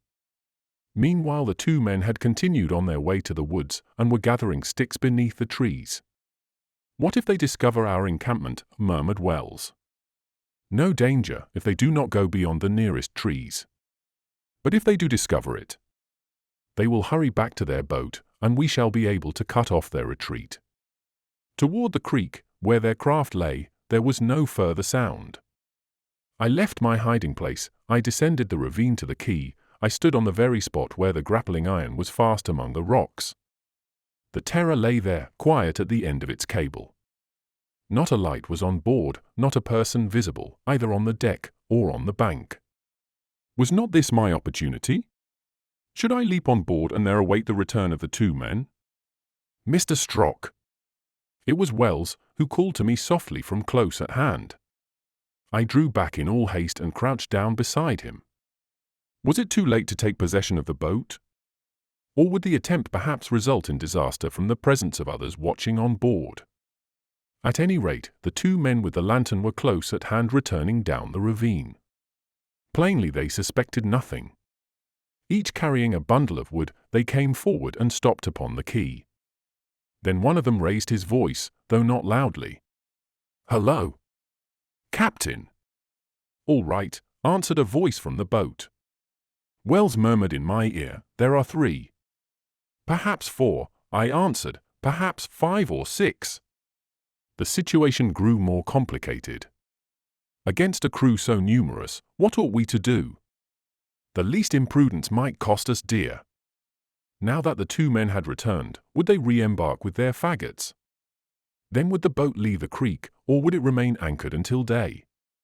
If it withdrew, would it not be lost to us? It could leave the waters of Lake Erie and cross any of the neighboring states by land, or it could retrace its road by the Detroit River, which would lead it to Lake Huron and the Great Lakes above. Would such an opportunity as this, in the narrow waters of Black Rock Creek, ever occur again? At least, said I to Wells, we are 4. They do not expect attack, they will be surprised. The result is in the hands of Providence. I was about to call our 2 men, when Wells again seized my arm. "Listen," said he. One of the men hailed the boat, and it drew close up to the rocks. We heard the captain say to the 2 men ashore, "Everything is all right, up there." "Everything, Captain." "There are still 2 bundles of wood left there." "2. Then one more trip will bring them all on board the Terror." "The Terror?" "It was she." "Yes, just one more trip," answered one of the men. "Good, then we will start off again at daybreak." Were there then but 3 of them on board? The captain, this master of the world, and these 2 men? Evidently they planned to take aboard the last of their wood. Then they would withdraw within their machine and go to sleep. Would not that be the time to surprise them before they could defend themselves? Rather than to attempt to reach and capture the ship in face of this resolute captain who was guarding it, Wells and I agreed that it was better to let his men return unassailed and wait till they were all asleep. It was now half an hour after 10. Steps were once more heard upon the shore. The man with a lantern and his companion again remounted the ravine toward the woods. When they were safely beyond hearing, Wells went to warn our men, while I stole forward again to the very edge of the water. The Terror lay at the end of a short cable. As well as I could judge, she was long and slim, shaped like a spindle, without chimney, without masts, without rigging, such a shape as had been described when she was seen on the coast of New England. I returned to my place, with my men in the shelter of the ravine, and we looked to our revolvers, which might well prove of service. 5 minutes had passed since the men reached the woods, and we expected their return at any moment. After that, we must wait at least an hour before we made our attack, so that both the captain and his comrades might be deep in sleep. It was important that they should have not a moment either to send their craft darting out upon the waters of Lake Erie, or to plunge it beneath the waves where we would have been entrapped with it. In all my career I have never felt such impatience. It seemed to me that the 2 men must have been detained in the woods. Something had barred their return. Suddenly a loud noise was heard, the tumult of runaway horses, galloping furiously along the shore. They were our own, which, frightened, and perhaps neglected by the driver, had broken away from the clearing, and now came rushing along the bank. At the same moment, the 2 men reappeared, and this time they were running with all speed. Doubtless they had discovered our encampment, and had at once suspected that there were police hidden in the woods. They realized that they were watched, they were followed, they would be seized. So they dashed recklessly down the ravine, and after loosening the cable, they would doubtless endeavor to leap aboard. The terror would disappear with the speed of a meteor, and our attempt would be wholly defeated. "Forward!" I cried. And we scrambled down the sides of the ravine to cut off the retreat of the two men. They saw us and, on the instant, throwing down their bundles, fired at us with revolvers, hitting John Hart in the leg. We fired in our turn, but less successfully. The men neither fell nor faltered in their course. Reaching the edge of the creek, without stopping to unloose the cable, they plunged overboard, and in a moment were clinging to the deck of the Terror. Their captain, springing forward, revolver in hand, fired. The ball grazed Wells. Nab Walker and I, seizing the cable, pulled the black mass of the boat toward shore. Could they cut the rope in time to escape us?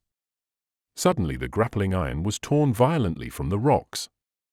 One of its hooks caught in my belt, while Walker was knocked down by the flying cable. I was entangled by the iron and the rope and dragged forward. The Terror, driven by all the power of her engines, made a single bound and darted out across Black Rock Creek. Chapter 13. On board the Terror. When I came to my senses, it was daylight. A half-light pierced the thick glass porthole of the narrow cabin wherein someone had placed me. How many hours ago, I could not say. Yet it seemed to me by the slanting rays that the sun could not be very far above the horizon. I was resting in a narrow bunk with coverings over me. My clothes, hanging in a corner, had been dried. My belt, torn in half by the hook of the iron, lay on the floor. I felt no wound nor injury, only a little weakness. If I had lost consciousness, I was sure it had not been from a blow. My head must have been drawn beneath the water when I was tangled in the cable. I should have been suffocated if someone had not dragged me from the lake. Now, was I on board the Terror? And was I alone with the captain and his two men? This seemed probable, almost certain. The whole scene of our encounter rose before my eyes, Hart lying wounded upon the bank, Wells firing shot after shot, Walker hurled down at the instant when the grappling hook caught my belt. And my companions? On their side, must not they think that I had perished in the waters of Lake Erie? Where was the Terror now, and how was it navigating? Was it moving as an automobile? Speeding across the roads of some neighboring state? If so, and if I had been unconscious for many hours, the machine with its tremendous powers must be already far away. Or, on the other hand, were we, as a submarine, following some course beneath the lake? No, the Terror was moving upon some broad liquid surface. The sunlight, penetrating my cabin, showed that the window was not submerged. On the other hand, I felt none of the jolting that the automobile must have suffered even on the smoothest highway. Hence the Terror was not traveling upon land. As to deciding whether she was still traversing Lake Erie, that was another matter. Had not the captain reascended the Detroit River and entered Lake Huron or even Lake Superior beyond? It was difficult to say. At any rate, I decided to go up on deck. From there I might be able to judge.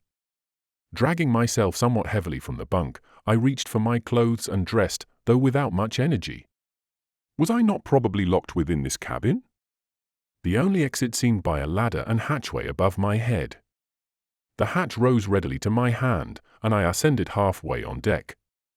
My first care was to look forward, backward, and on both sides of the speeding Terror. Everywhere a vast expanse of waves. Not a shore in sight. Nothing but the horizon formed by sea and sky. Whether it was a lake or the ocean I could easily settle. As we shot forward at such speed, the water cut by the bow rose furiously upward on either side, and the spray lashed savagely against me. I tasted it. It was fresh water, and very probably that of Lake Erie. The sun was but midway toward the zenith, so it could scarcely be more than 7 or 8 hours since the moment when the Terror had darted from Black Rock Creek. This must therefore be the following morning, that of the 31st of July. Considering that Lake Erie is 220 miles long and over 50 wide, there was no reason to be surprised that I could see no land, neither that of the United States to the southeast nor of Canada to the northwest. At this moment there were 2 men on the deck, one being at the bow on the lookout, the other in the stern, keeping the course to the northeast, as I judged by the position of the sun. The one at the bow was he whom I had recognized as he ascended the ravine at Black Rock. The second was his companion who had carried the lantern. I looked in vain for the one whom they had called Captain. He was not in sight. It will be readily appreciated how eager was my desire to stand in the presence of the creator of this prodigious machines, of this fantastic personage who occupied and preoccupied the attention of all the world, the daring inventor who did not fear to engage in battle against the entire human race, and who proclaimed himself master of the world. I approached the man on the lookout, and after a minute of silence I asked him, "Where is the captain?" He looked at me through half-closed eyes. He seemed not to understand me. Yet I knew, having heard him the night before, that he spoke English. Moreover, I noticed that he did not appear surprised to see me out of my cabin. Turning his back upon me, he continued to search the horizon. I stepped then toward the stern, determined to ask the same question about the captain. But when I approached the steersman, he waved me away with his hand, and I obtained no other response. It only remained for me to study this craft, from which we had been repelled with revolver shots when we had seized upon its anchor rope. I therefore set leisurely to work to examine the construction of this machine, which was carrying me whither? The deck and the upper works were all made of some metal which I did not recognize. In the center of the deck, a scuttle half raised covered the room where the engines were working regularly and almost silently. As I had seen before, neither masts nor rigging. Not even a flagstaff at the stern. Toward the bow there arose the top of a periscope by which the Terror could be guided when beneath the water. On the sides were folded back two sort of outshoots resembling the gangways on certain Dutch boats. Of these I could not understand the use. In the bow there rose a third hatchway which presumably covered the quarters occupied by the two men when the Terror was at rest. At the stern a similar hatch gave access probably to the cabin of the captain, who remained unseen. When these different hatches were shut down, they had a sort of rubber covering which closed them hermetically tight, so that the water could not reach the interior when the boat plunged beneath the ocean. As to the motor, which imparted such prodigious speed to the machine, I could see nothing of it, nor of the propeller. However, the fast-speeding boat left behind it only a long, smooth wake.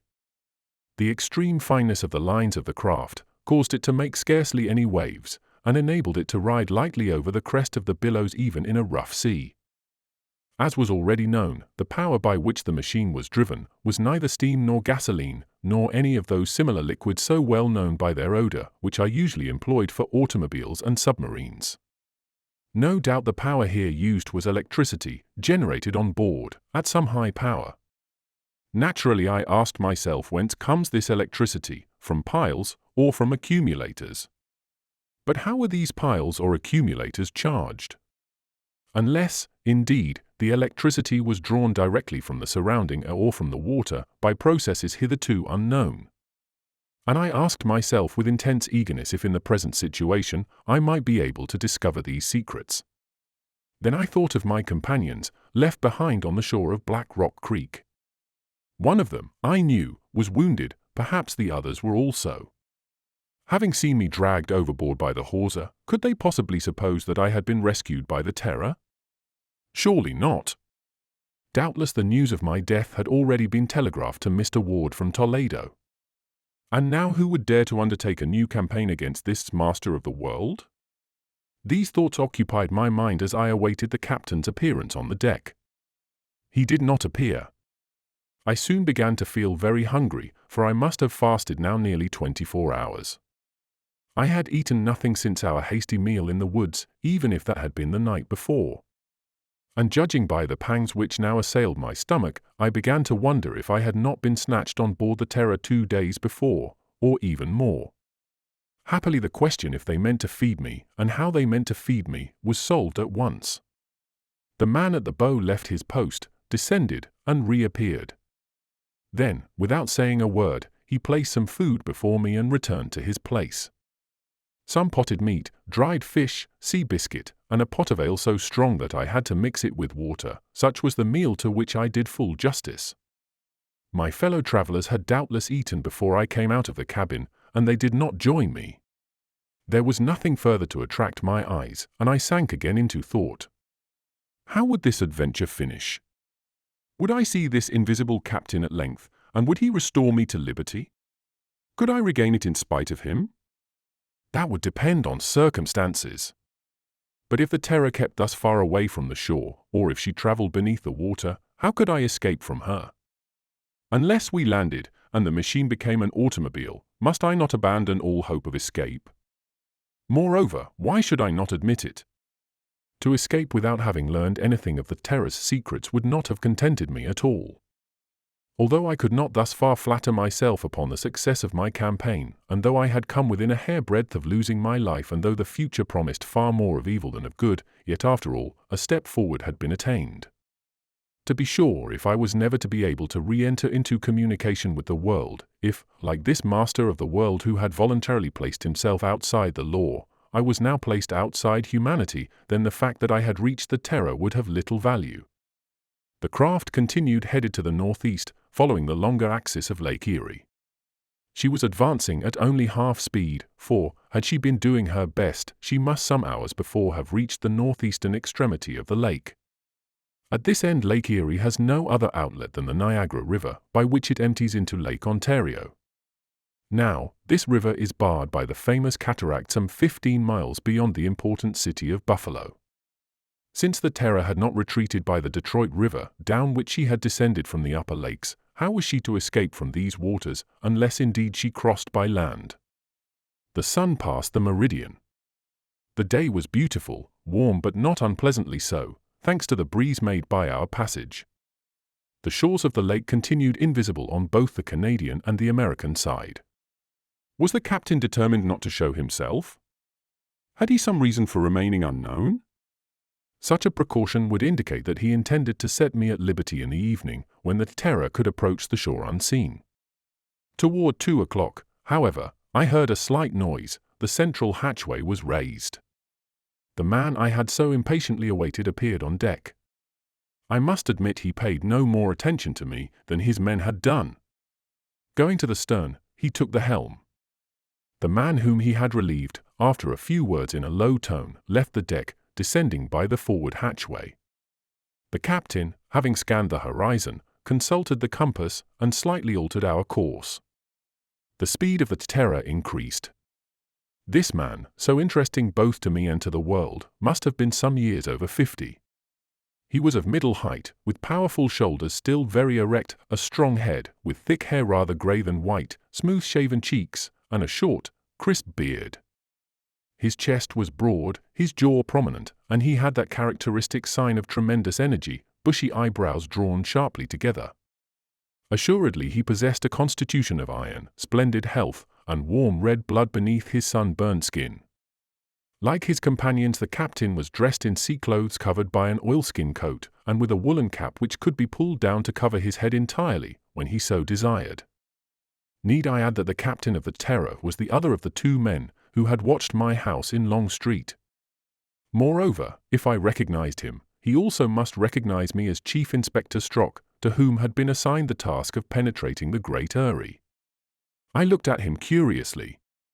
On his part, while he did not seek to avoid my eyes, he showed at least a singular indifference to the fact that he had a stranger on board. As I watched him, the idea came to me, a suggestion which I had not connected with the first view of him in Washington, that I had already seen this characteristic figure. Was it in one of the photographs held in the police department, or was it merely a picture in some shop window? But the remembrance was very vague. Perhaps I merely imagined it. Well, though his companions had not had the politeness to answer me, perhaps he would be more courteous. He spoke the same language as I, although I could not feel quite positive that he was of American birth. He might indeed have decided to pretend not to understand me, so as to avoid all discussion while he held me prisoner. In that case, what did he mean to do with me? Did he intend to dispose of me without further ceremony? Was he only waiting for night to throw me overboard? Did even the little which I knew of him make me a danger of which he must rid himself? But in that case, he might better have left me at the end of his anchor line. That would have saved him the necessity of drowning me over again. I turned, I walked to the stern, I stopped full in front of him. Then, at length, he fixed full upon me a glance that burned like a flame. "Are you the captain?" I asked. He was silent. This boat.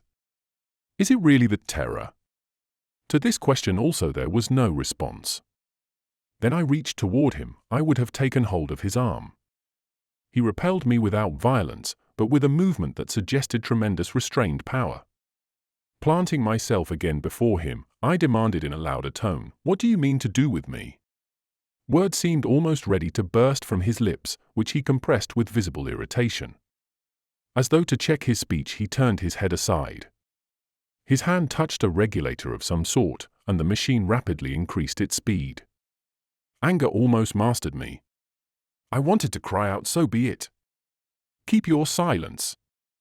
I know who you are, just as I know your machine, recognized at Madison, at Boston, at Lake Curdle. Yes, it is you who have rushed so recklessly over our roads, our seas, and our lakes. Your boat is the Terror, and you, her commander, wrote that letter to the government. It is you who fancy you can fight the entire world. You, who call yourself the master of the world." And how could he have denied it?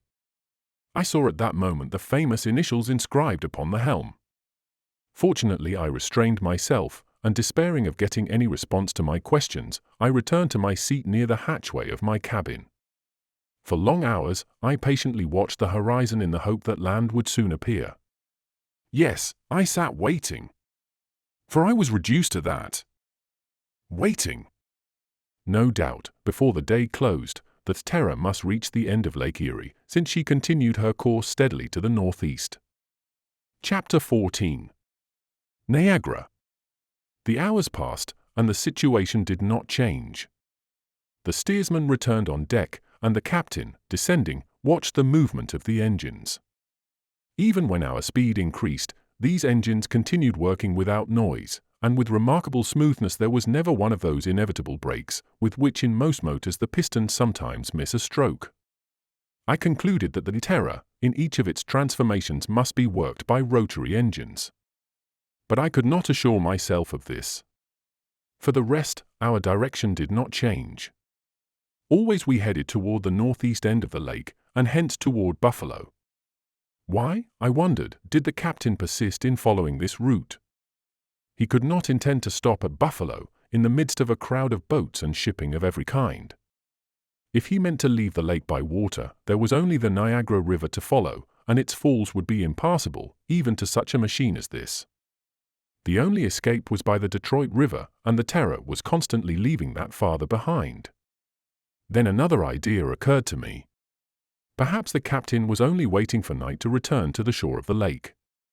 There, the boat, changed to an automobile, would quickly cross the neighboring states. If I did not succeed in making my escape, during this passage across the land, all hope of regaining my liberty would be gone. True, I might learn where this master of the world hid himself. I might learn what no one had yet been able to discover, assuming always that he did not dispose of me at one time or another, and what I expected his disposals would be, is easily comprehended. I knew the northeast end of Lake Erie well, having often visited that section of New York State which extends westward from Albany to Buffalo. 3 years before, a police mission had led me to explore carefully the shores of the Niagara River, both above and below the cataract and its suspension bridge. I had visited the two principal islands between Buffalo and the little city of Niagara Falls. I had explored Navy Island and also Goat Island, which separates the American Falls from those of the Canadian side. Thus, if an opportunity for flight presented itself, I should not find myself in an unknown district. But would this chance offer? And at heart, did I desire it, or would I seize upon it? What secret still remained in this affair in which good fortune, or was it evil fortune, had so closely entangled me? On the other hand, I saw no real reason to suppose that there was any chance of my reaching the shores of the Niagara River. The Terror would surely not venture into this trap which had no exit. Probably she would not even go to the extremity of the lake. Such were the thoughts that spun through my excited brain, while my eyes remained fixed upon the empty horizon. And always one persistent question remained insolvable. Why had the captain written to me personally that threatening letter? Why had he spied upon me in Washington? What bond attached him to the Great Erie? There might indeed be subterranean canals which gave him passage to Lake Curdle, but could he pierce the impenetrable fortress of the Erie? No. That was beyond him. Toward 4 o'clock in the afternoon, reckoning by the speed of the Terror and her direction, I knew we must be approaching Buffalo, and indeed, its outlines began to show some 15 miles ahead. During our passage, a few boats had been seen, but we had passed them at a long distance, a distance which our captain could easily keep as great as he pleased. Moreover, the Terror lay so low upon the water that at even a mile away it would have been difficult to discover her. Now, however, the hills encircling the end of Lake Erie came within vision, beyond Buffalo, forming the sort of funnel by which Lake Erie pours its waters into the channel of the Niagara River. Some dunes rose on the right, groups of trees stood out here and there. In the distance, several freight steamers and fishing smacks appeared. The sky became spotted with trails of smoke, which were swept along by a light eastern breeze. What was our captain thinking of in still heading toward the port of Buffalo? Did not prudence forbid him to venture further? At each moment, I expected that he would give a sweep of the helm and turn away toward the western shore of the lake. Or else, I thought, he would prepare to plunge beneath the surface. But this persistence in holding our bow toward Buffalo was impossible to understand. At length the helmsman, whose eyes were watching the northeastern shore, made a sign to his companion.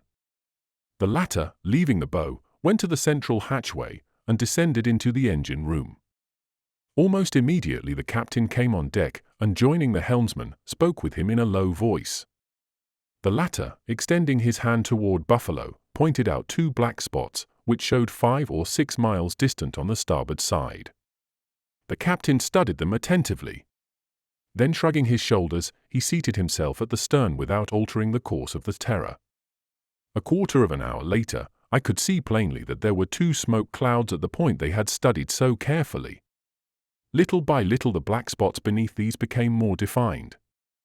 They were 2 long, low steamers, which, coming from the port of Buffalo, were approaching rapidly.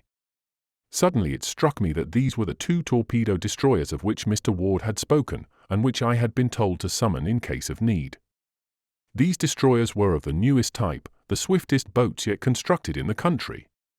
Driven by powerful engines of the latest make, they had covered almost 30 miles an hour. It is true, the Terror commanded an even greater speed, and always, if she were surrounded so that flight was impossible, she could submerge herself out of reach of all pursuit.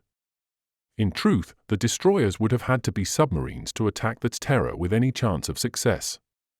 And I know not, if even in that case, the contest would have been equal.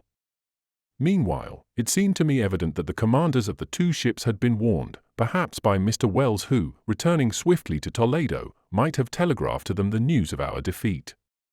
It appeared, moreover, that they had seen the Terror, for they were headed at full speed toward her. Yet our captain, seemingly giving them no thought whatever, continued his course toward the Niagara River. What would the torpedo destroyers do? Presumably, they would maneuver so as to seek to shut the Terror within the narrowing end of the lake where the Niagara offered her no passage. Our captain now took the helm. One of the men was at the bow, the other in the engine room. Would the order be given for me to go down into the cabin? It was not, to my extreme satisfaction. To speak frankly, no one paid any attention to me. It was as if I had not been on board. I watched, therefore, not without mixed emotions, the approach of the destroyers. Less than 2 miles distant now they separated in such a way as to hold the Terror between their fires. As to the master of the world, his manner indicated only the most profound disdain. He seemed sure that these destroyers were powerless against him. With a touch to his machinery he could distance them, no matter what their speed. With a few turns of her engine, the Terror would dart beyond their cannon shots. Or, in the depths of the lake, what projectiles could find the submarine?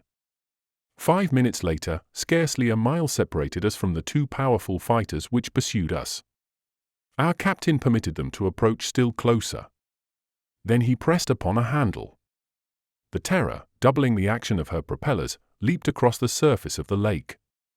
She played with the destroyers. Instead of turning in flight, she continued her forward course.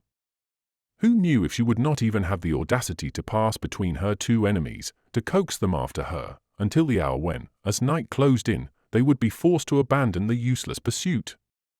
The city of Buffalo was now in plain view on the border of the lake. I saw its huge buildings, its church towers, its grain elevators. Only 4 or 5 miles ahead, Niagara River opened to the northward. Under these new conditions, which way should I turn? When we passed in front of the destroyers, or perhaps between them, should I not throw myself into the waters? I was a good swimmer, and such a chance might never occur again. The captain could not stop to recapture me. By diving, could I not easily escape, even from a bullet? I should surely be seen by one or other of the pursuers. Perhaps, even, their commanders had been warned of my presence on board the Terror. Would not a boat be sent to rescue me? Evidently my chance of success would be even greater if the Terror entered the narrow waters of Niagara River. At Navy Island I would be able to set foot on territory that I knew well. But to suppose that our captain would rush into this river where he might be swept over the Great Cataract. That seemed impossible. I resolved to await the destroyer's closest approach, and at the last moment I would decide. Yet my resolution to escape was but half-hearted. I could not resign myself thus to lose all chance of following up this mystery. My instincts as a police official revolted. I had but to reach out my hand in order to seize this man who had been outlawed. Should I let him escape me? No. I would not save myself. Yet, on the other hand, what fate awaited me, and where would I be carried by the Terror if I remained on board? It was 6:15. The destroyers, quivering and trembling under the strain of their speed, gained on us perceptibly.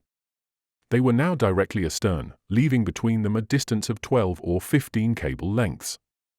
The Terror, without increasing her speed, saw one of them approach on the port side, the other to starboard. I did not leave my place. The man at the bow was close by me. Immovable at the helm, his eyes burning beneath his contracted brows, the captain waited. He meant, perhaps, to finish the chase by one last maneuver. Suddenly, a puff of smoke rose from the destroyer on our left. A projectile, brushing the surface of the water, passed in front of the Terror and sped beyond the destroyer on our right. I glanced around anxiously. Standing by my side, the lookout seemed to await a sign from the captain. As for him, he did not even turn his head, and I shall never forget the expression of disdain imprinted on his visage. At this moment, I was pushed suddenly toward the hatchway of my cabin, which was fastened above me. At the same instant the other hatchways were closed, the deck became watertight. I heard a single throb of the machinery, and the plunge was made, the submarine disappeared beneath the waters of the lake. Cannon shot still boomed above us. Their heavy echo reached my ear, then everything was peace. Only a faint light penetrated through the porthole into my cabin. The submarine, without the least rolling or pitching, sped silently through the deeps. I had seen with what rapidity, and also with what ease, the transformation of the Terror had been made. No less easy and rapid, perhaps, would be her change to an automobile. And now what would this master of the world do? Presumably he would change his course, unless, indeed, he preferred to speed to land, and there continue his route along the roads. It still seemed more probable, however, that he would turn back toward the west, and after distancing the destroyers, regain the Detroit River. Our submersion would probably only last long enough to escape out of cannon range, or until night forbade pursuit. Fate, however, had decreed a different ending to this exciting chase. Scarce 10 minutes had passed when there seemed some confusion on board. I heard rapid words exchanged in the engine room. The steadily moving machinery became noisy and irregular. At once I suspected that some accident compelled the submarine to reascend. I was not mistaken. In a moment, the semi-obscurity of my cabin was pierced by sunshine. The Terror had risen above water. I heard steps on the deck, and the hatchways were reopened, including mine. I sprang up the ladder. The captain had resumed his place at the helm, while the two men were busy below. I looked to see if the destroyers were still in view. Yes. Only 1/4 of a mile away. The Terror had already been seen, and the powerful vessels which enforced the mandates of our government were swinging into position to give chase. Once more the Terror sped in the direction of Niagara River. I must confess, I could make nothing of this maneuver. Plunging into a cul-de-sac, no longer able to seek the depths because of the accident, the Terror might, indeed, temporarily distance her pursuers, but she must find her path barred by them when she attempted to return. Did she intend to land, and if so, could she hope to outrun the telegrams which would warn every police agency of her approach? We were now not half a mile ahead.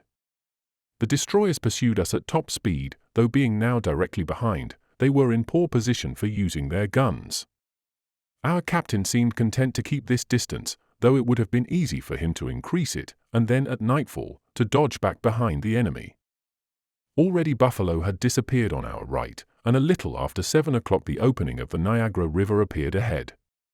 If he entered there, knowing that he could not return, our captain must have lost his mind. And in truth was he not insane, this man who proclaimed himself, who believed himself, master of the world? I watched him there, calm, impassive, not even turning his head to note the progress of the destroyers, and I wondered at him. This end of the lake was absolutely deserted. Freight steamers bound for the towns on the banks of the upper Niagara are not numerous, as its navigation is dangerous. Not one was in sight. Not even a fishing boat crossed the path of the Terror. Even the 2 destroyers would soon be obliged to pause in their pursuit if we continued our mad rush through these dangerous waters. I have said that the Niagara River flows between New York and Canada. Its width, of about 3/4 of a mile, narrows as it approaches the falls. Its length, from Lake Erie to Lake Ontario, is about 15 leagues. It flows in a northerly direction until it empties the waters of Lake Superior, Michigan, Huron, and Erie into Ontario, the last lake of this mighty chain. The celebrated falls, which occur in the midst of this great river, have a height of over 150 feet. They are called sometimes the Horseshoe Falls because they curve inward like the iron shoe. The Indians have given them the name of Thunder of Waters, and in truth a mighty thunder roars from them without cessation, and with a tumult which is heard for several miles away. Between Lake Erie and the little city of Niagara Falls, 2 islands divide the current of the river, Navy Island, a league above the cataract, and Goat Island, which separates the American and the Canadian falls. Indeed, on the lower point of this latter isle stood once that Terrapin Tower so daringly built in the midst of the plunging waters on the very edge of the abyss. It has been destroyed, for the constant wearing away of the stone beneath the cataract makes the ledge move with the ages slowly up the river, and the tower has been drawn into the gulf. The town of Fort Erie stands on the Canadian shore at the entrance of the river. 2 other towns are set along the banks above the falls, Schlosser on the right bank, and Chippewa on the left, located on either side of Navy Island.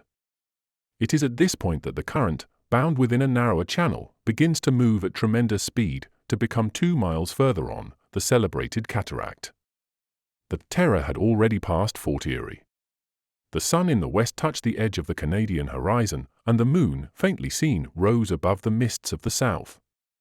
Darkness would not envelop us for another hour. The destroyers, with huge clouds of smoke streaming from their funnels, followed us a mile behind. They sped between banks green with shade trees and dotted with cottages which lay among lovely gardens. Obviously the Terror could no longer turn back. The destroyers shut her in completely. It is true their commanders did not know, as I did, that an accident to her machinery had forced her to the surface, and that it was impossible for her to escape them by another plunge. Nevertheless, they continued to follow, and would assuredly maintain their pursuit to the very last. I marveled at the intrepidity of their chase through these dangerous waters. I marveled still more at the conduct of our captain. Within a half-hour now, his course would be barred by the cataract. No matter how perfect his machine, it could not escape the power of the great falls. If the current once mastered our engines, we should inevitably disappear in the gulf nearly 200 feet deep which the waters have dug at the base of the falls. Perhaps, however, our captain had still power to turn to one of the shores and flee by the automobile routes. In the midst of this excitement, what action should I take personally? Should I attempt to gain the shores of Navy Island if we indeed advanced that far? If I did not seize this chance, never after what I had learned of his secrets, never would the master of the world restore me to liberty. I suspected, however, that my flight was no longer possible. If I was not confined within my cabin, I no longer remained unwatched. While the captain retained his place at the helm, his assistant by my side never removed his eyes from me. At the first movement, I should be seized and locked within my room.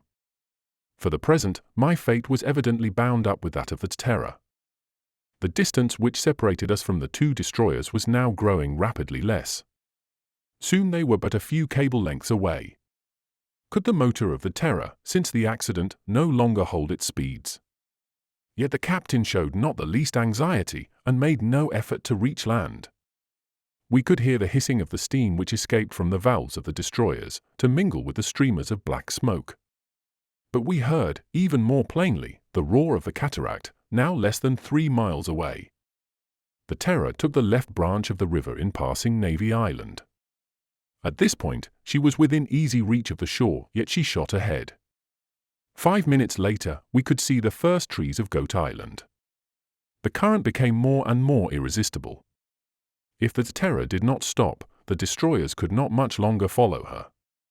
If it pleased our accursed captain to plunge us into the vortex of the falls, surely they did not mean to follow into the abyss. Indeed, at this moment they signaled each other, and stopped the pursuit. They were scarce more than 600 feet from the cataract. Then their thunders burst on the air and several cannon shot swept over the Terror without hitting its low-lying deck. The sun had set, and through the twilight the moon's rays shone upon us from the south. The speed of our craft, doubled by the speed of the current, was prodigious. In another moment, we should plunge into that black hollow which forms the very center of the Canadian Falls. With an eye of horror, I saw the shores of Goat Island flashed by, then came the Isles of the Three Sisters, drowned in the spray from the abyss. I sprang up, I started to throw myself into the water, in the desperate hope of gaining this last refuge. One of the men seized me from behind. Suddenly a sharp noise was heard from the mechanism which throbbed within our craft. The long gangways folded back on the sides of the machine, spread out like wings, and at the moment when the Terror reached the very edge of the falls, she arose into space, escaping from the thundering cataract in the center of a lunar rainbow. Chapter 15. The Eagle's Nest. On the morrow, when I awoke after a sound sleep, our vehicle seemed motionless. It seemed to me evident that we were not running upon land. Yet neither were we rushing through or beneath the waters, nor yet soaring across the sky. Had the inventor regained that mysterious hiding place of his, where no human being had ever set foot before him? And now, since he had not disembarrassed himself of my presence, was his secret about to be revealed to me? It seemed astonishing that I had slept so profoundly during most of our voyage through the air. It puzzled me, and I asked if this sleep had not been caused by some drug, mixed with my last meal, the captain of the Terror having wished thus to prevent me from knowing the place where we landed. All that I can recall of the previous night is the terrible impression made upon me by that moment when the machine, instead of being caught in the vortex of the cataract, rose under the impulse of its machinery like a bird with its huge wings beating with tremendous power. So this machine actually fulfilled a fourfold use. It was at the same time automobile, boat, submarine, and airship. Earth, sea, and air, it could move through all three elements. And with what power? With what speed? A few instants suffice to complete its marvelous transformations. The same engine drove it along all its courses. And I had been a witness of its metamorphoses. But that of which I was still ignorant, and which I could perhaps discover, was the source of the energy which drove the machine, and above all, who was the inspired inventor who, after having created it, in every detail, guided it with so much ability and audacity. At the moment when the Terror rose above the Canadian Falls, I was held down against the hatchway of my cabin. The clear, moonlit evening had permitted me to note the direction taken by the airship. It followed the course of the river and passed the suspension bridge 3 miles below the falls. It is here that the irresistible rapids of the Niagara River begin, where the river bends sharply to descend toward Lake Ontario. On leaving this point, I was sure that we had turned toward the east. The captain continued at the helm. I had not addressed a word to him. What good would it do? he would not have answered. I noted that the Terror seemed to be guided in its course through the air with surprising ease. Assuredly, the roads of the air were as familiar to it as those of the seas and of the lands. In the presence of such results, could one not understand the enormous pride of this man who proclaimed himself master of the world? Was he not in control of a machine infinitely superior to any that had ever sprung from the hand of man, and against which men were powerless? In truth, why should he sell this marvel? Why should he accept the millions offered him? Yes, I comprehended now that absolute confidence in himself which was expressed in his every attitude. And where might not his ambition carry him, if by its own excess it mounted some day into madness? A half hour after the Terror soared into the air, I had sunk into complete unconsciousness, without realizing its approach. I repeat, it must have been caused by some drug. Without doubt, our commander did not wish me to know the road he followed. Hence I cannot say whether the aviator continued his flight through space, or whether the mariner sailed the surface of some sea or lake, or the chauffeur sped across the American roads. No recollection remains with me of what passed during that night of July 31st. Now, what was to follow from this adventure? And especially concerning myself, what would be its end? I have said that at the moment when I awoke from my strange sleep, the Terror seemed to me completely motionless.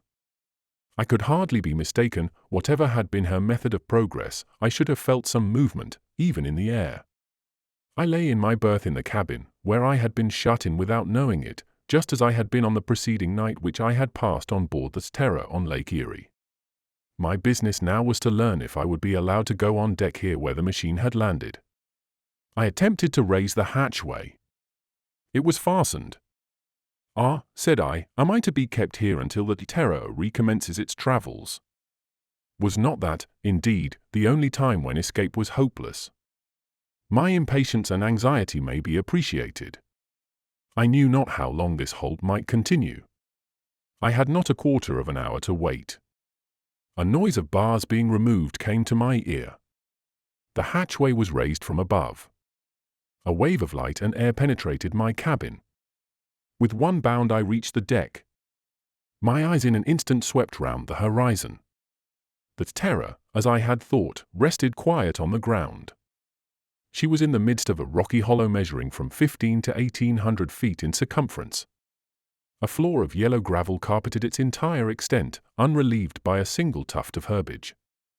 This hollow formed an almost regular oval, with its longer diameter extending north and south. As to the surrounding wall, what was its height, what the character of its crest, I could not judge. Above us was gathered a fog so heavy that the rays of the sun had not yet pierced it. Heavy trails of cloud drifted across the sandy floor. Doubtless the morning was still young, and this mist might later be dissolved. It was quite cold here, although this was the first day of August. I concluded therefore that we must be far in the north, or else high above sea level.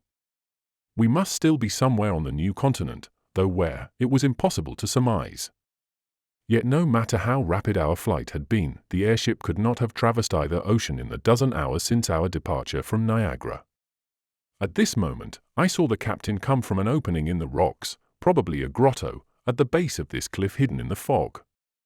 Occasionally, in the mists above, appeared the shadows of huge birds. Their raucous cries were the sole interruption to the profound silence. Who knows if they were not affrighted by the arrival of this formidable, winged monster, which they could not match either in might or speed. Everything led me to believe that it was here that the master of the world withdrew in the intervals between his prodigious journeys. Here was the garage of his automobile, the harbor of his boat, the hangar of his airship. And now the Terror stood motionless at the bottom of this hollow. At last I could examine her, and it looked as if her owners had no intention of preventing me. The truth is that the commander seemed to take no more notice of my presence than before.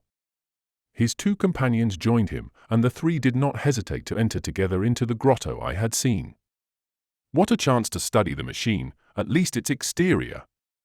As to its inner parts, probably I should never get beyond conjecture. In fact, except for that of my cabin, the hatchways were closed, and it would be vain for me to attempt to open them. At any rate, it might be more interesting to find out what kind of propeller drove the Terror in these many transformations. I jumped to the ground and found I was left at leisure to proceed with this first examination. The machine was, as I have said, spindle-shaped. The bow was sharper than the stern. The body was of aluminium, the wings of a substance whose nature I could not determine. The body rested on 4 wheels, about 2 feet in diameter. These had pneumatic tires so thick as to assure ease of movement at any speed. Their spokes spread out like paddles or battledores, and when the Terror moved either on or under the water, they must have increased her pace.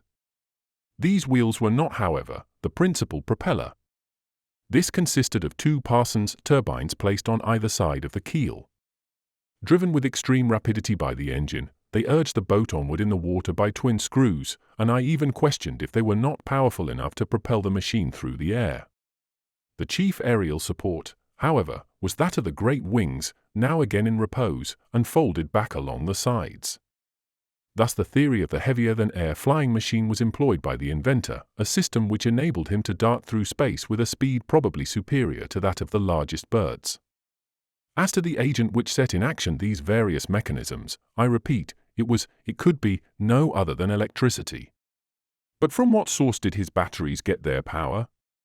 Had he somewhere an electric factory to which he must return? Were the dynamos, perhaps, working in one of the caverns of this hollow? The result of my examination was that, while I could see that the machine used wheels and turbine screws and wings, I knew nothing of either its engine, nor of the force which drove it.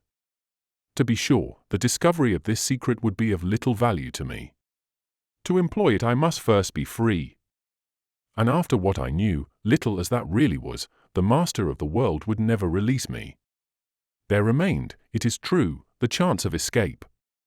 But would an opportunity ever present itself?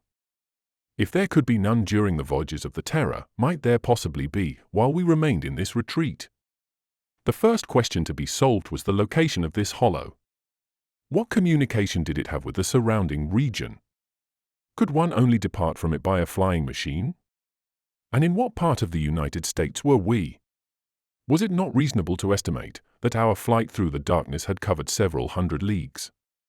There was one very natural hypothesis which deserved to be considered, if not actually accepted. What more natural harbor could there be for the Terror than the Great Eyrie? Was it too difficult a flight for our aviator to reach the summit? Could he not soar anywhere that the vultures and the eagles could? Did not that inaccessible eyrie offer to the master of the world just such a retreat as our police had been unable to discover, one in which he might well believe himself safe from all attacks? Moreover, the distance between Niagara Falls and this part of the Blue Ridge Mountains did not exceed 450 miles, a flight which would have been easy for the Terror. Yes, this idea more and more took possession of me. It crowded out 100 other unsupported suggestions.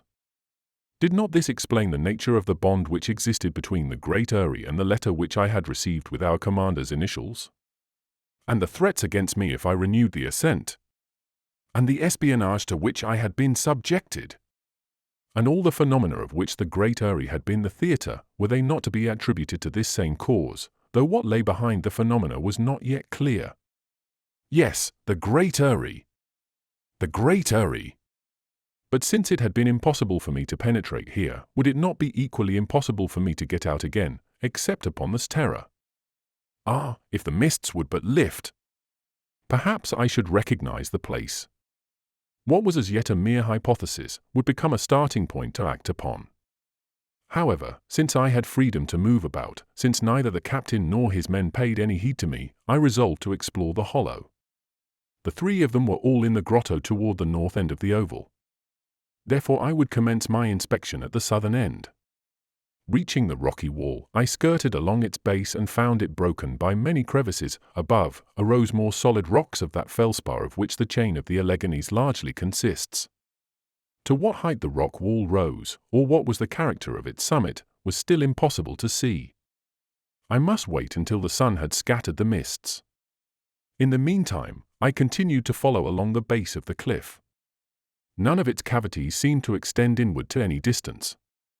Several of them contained debris from the hand of man, bits of broken wood, heaps of dried grasses. On the ground were still to be seen the footprints that the captain and his men must have left, perhaps months before, upon the sand. My jailers, being doubtless very busy in their cabin, did not show themselves until they had arranged and packed several large bundles. Did they purpose to carry those on board the Terror?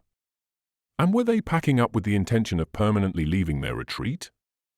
In half an hour my explorations were completed and I returned toward the center. Here and there were heaped up piles of ashes, bleached by weather. There were fragments of burned planks and beams, posts to which clung rusted ironwork, armatures of metal twisted by fire, all the remnants of some intricate mechanism destroyed by the flames. Clearly at some period not very remote the hollow had been the scene of a conflagration, accidental or intentional. Naturally I connected this with the phenomena observed at the Great Eyrie, the flames which rose above the crest, the noises which had so frightened the people of Pleasant Garden and Morganton. But of what mechanisms were these the fragments, and what reason had our captain for destroying them? At this moment I felt a breath of air, a breeze came from the east. The sky swiftly cleared.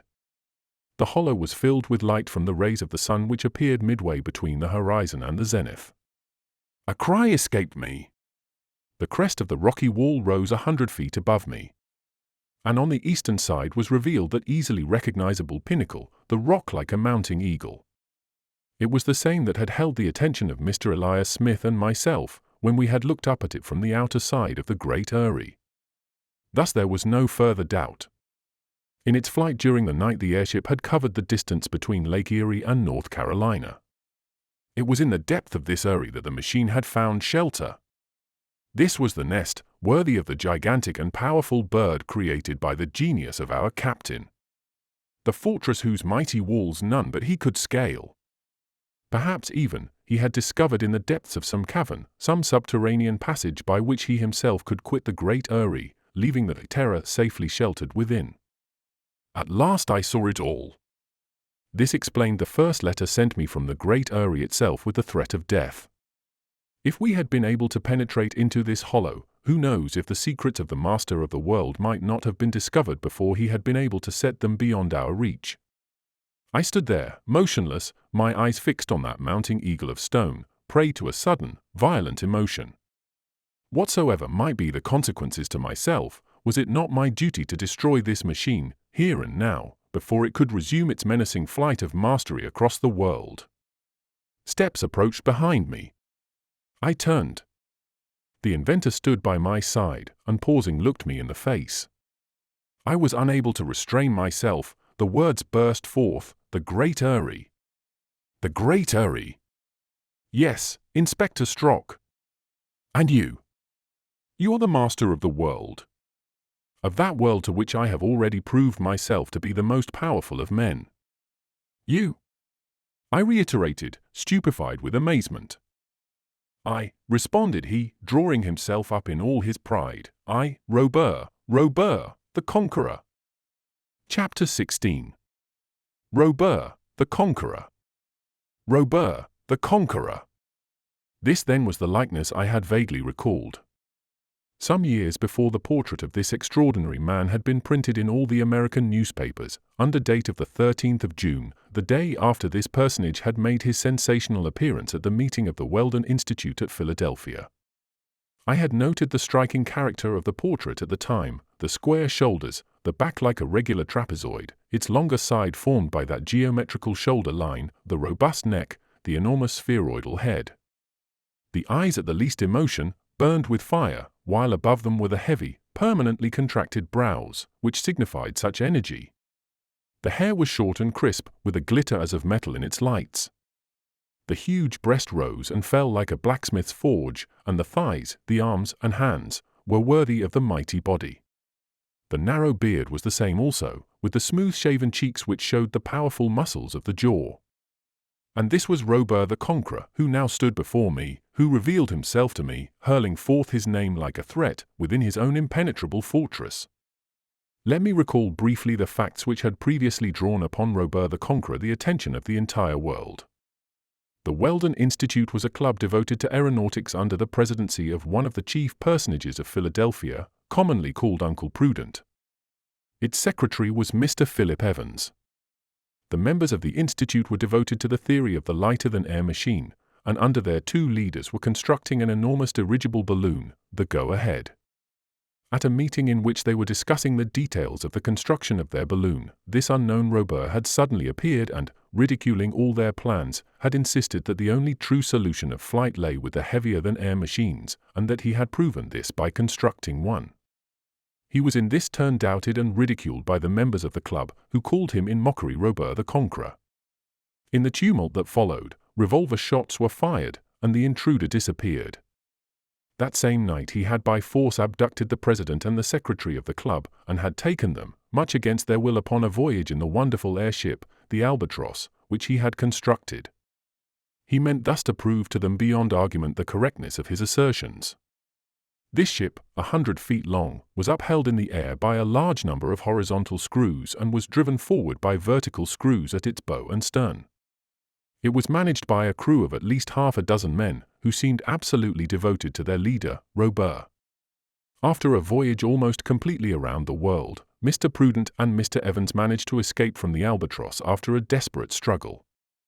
They even managed to cause an explosion on the airship, destroying it, and involving the inventor and all his crew in a terrific fall from the sky into the Pacific Ocean. Mr. Prudent and Mr. Evans then returned to Philadelphia. They had learned that the Albatross had been constructed on an unknown isle of the Pacific called Island X, but since the location of this hiding place was wholly unknown, its discovery lay scarcely within the bounds of possibility. Moreover, the search seemed entirely unnecessary, as the vengeful prisoners were quite certain that they had destroyed their jailers. Hence the two millionaires, restored to their homes, went calmly on with the construction of their own machine, the Go-Ahead. They hoped by means of it to soar once more into the regions they had traversed with Robert, and to prove to themselves that their lighter-than-air machine was at least the equal of the heavy Albatross. If they had not persisted, they would not have been true Americans. On the 20th of April in the following year the Go-Ahead was finished and the ascent was made, from Fairmount Park in Philadelphia. I myself was there with thousands of other spectators. We saw the huge balloon rise gracefully, and, thanks to its powerful screws, it maneuvered in every direction with surprising ease. Suddenly a cry was heard, a cry repeated from 1,000 throats. Another airship had appeared in the distant skies and it now approached with marvelous rapidity. It was another Albatross, perhaps even superior to the first. Robert and his men had escaped death in the Pacific, and, burning for revenge, they had constructed a second airship in their secret Island X. Like a gigantic bird of prey, the Albatross hurled itself upon the Go-Ahead. Doubtless, Robert, while avenging himself, wished also to prove the immeasurable superiority of the heavier-than-air machines. Mr. Prudent and Mr. Evans defended themselves as best they could. Knowing that their balloon had nothing like the horizontal speed of the Albatross, they attempted to take advantage of their superior lightness and rise above her. The Go-Ahead, throwing out all her ballast, soared to a height of over 20,000 feet. Yet even there the Albatross rose above her and circled round her with ease. Suddenly an explosion was heard. The enormous gas bag of the Go-Ahead, expanding under the dilation of its contents at this great height, had finally burst. Half emptied, the balloon fell rapidly. Then, to our universal astonishment, the Albatross shot down after her rival, not to finish the work of destruction but to bring rescue. Yes! Robert, forgetting his vengeance, rejoined the sinking Go-Ahead, and his men lifted Mr. Prudent, Mr. Evans, and the aeronaut who accompanied them, onto the platform of his craft. Then the balloon, being at length entirely empty, fell to its destruction among the trees of Fairmount Park. The public was overwhelmed with astonishment, with fear. Now that Robert had recaptured his prisoners, how would he avenge himself? Would they be carried away, this time, forever? The Albatross continued to descend, as if to land in the clearing at Fairmount Park. But if it came within reach, would not the infuriated crowd throw themselves upon the airship, tearing both it and its inventor to pieces? The Albatross descended within 6 feet of the ground. I remember well the general movement forward with which the crowd threatened to attack it. Then Robert's voice rang out in words which even now I can repeat almost as he said them. Citizens of the United States, the President and the Secretary of the Weldon Institute are again in my power. In holding them prisoners I would but be exercising my natural right of reprisal for the injuries they have done me. but the passion and resentment which have been roused both in them and you by the success of the albatross show that the souls of men are not yet ready for the vast increase of power which the conquest of the air will bring to them. Uncle Prudent, Philip Evans, you are free. The 3 men rescued from the balloon leaped to the ground.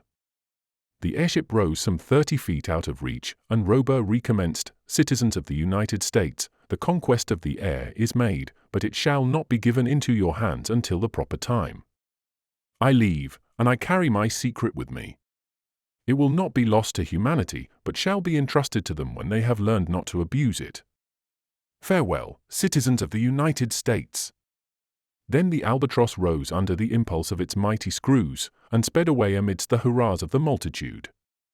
I have ventured to remind my readers of this last scene somewhat in detail, because it seemed to reveal the state of mind of the remarkable personage who now stood before me. Apparently he had not then been animated by sentiments hostile to humanity. He was content to await the future, though his attitude undeniably revealed the immeasurable confidence which he had in his own genius, the immense pride which his almost superhuman powers had aroused within him.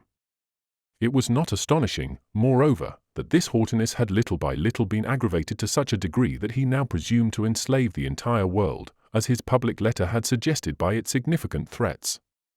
His vehement mind had with time been roused to such over-excitement that he might easily be driven into the most violent excesses. As to what had happened in the years since the last departure of the albatross, I could only partly reconstruct this even with my present knowledge. It had not sufficed the prodigious inventor to create a flying machine, perfect as that was. He had planned to construct a machine which could conquer all the elements at once. Probably in the workshops of Island X, a selected body of devoted workmen had constructed, one by one, the pieces of this marvelous machine, with its quadruple transformation. Then the second albatross must have carried these pieces to the Great Eyrie, where they had been put together, within easier access of the world of men than the far-off island had permitted. The albatross itself had apparently been destroyed, whether by accident or design, within the Eyrie.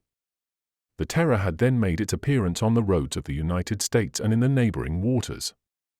And I have told under what conditions, after having been vainly pursued across Lake Erie, this remarkable masterpiece had risen through the air carrying me a prisoner on board. Chapter 17.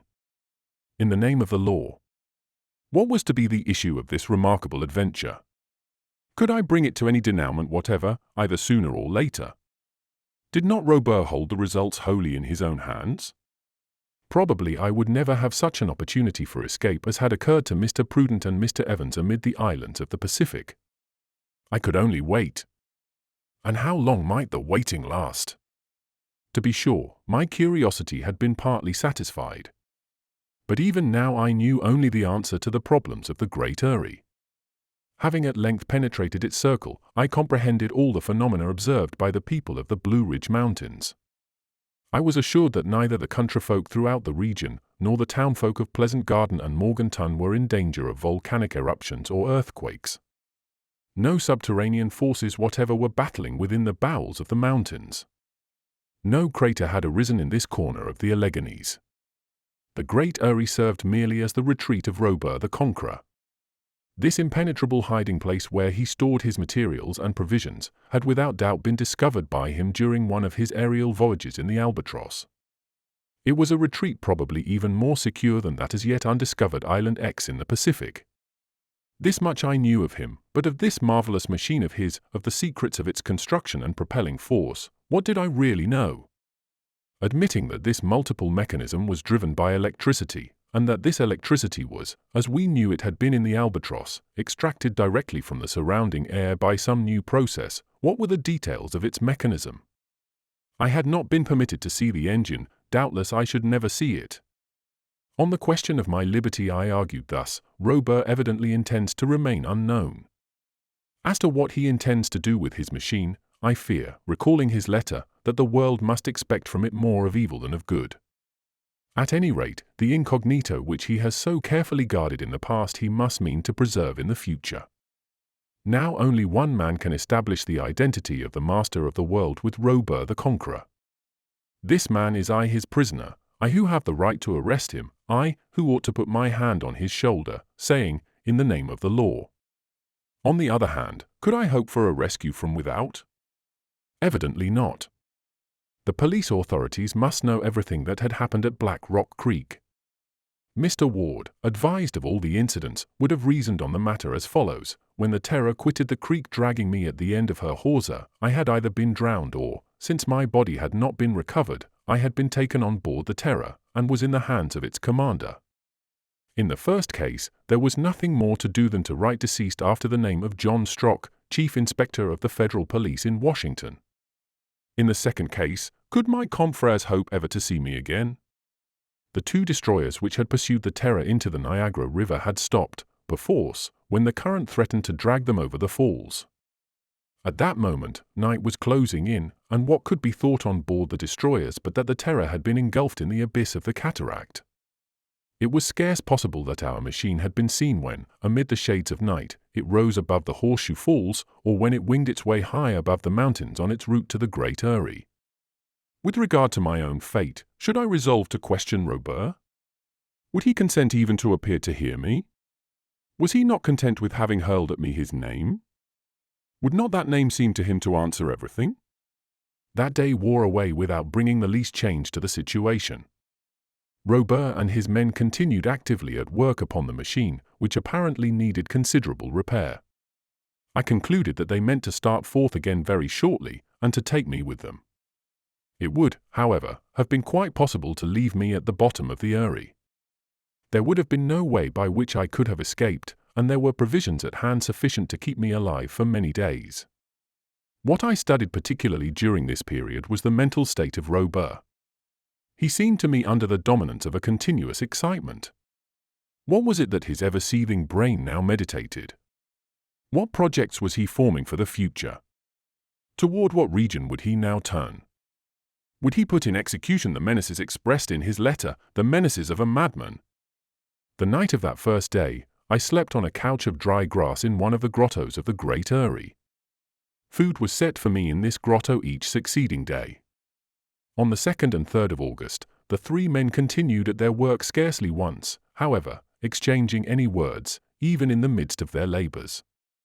When the engines were all repaired to Robert's satisfaction, the men began putting stores aboard their craft, as if expecting a long absence. Perhaps the Terror was about to traverse immense distances, perhaps even, the captain intended to regain his Island X in the midst of the Pacific. Sometimes I saw him wander about the Erie buried in thought, or he would stop and raise his arm toward heaven as if in defiance of that God with whom he assumed to divide the empire of the world.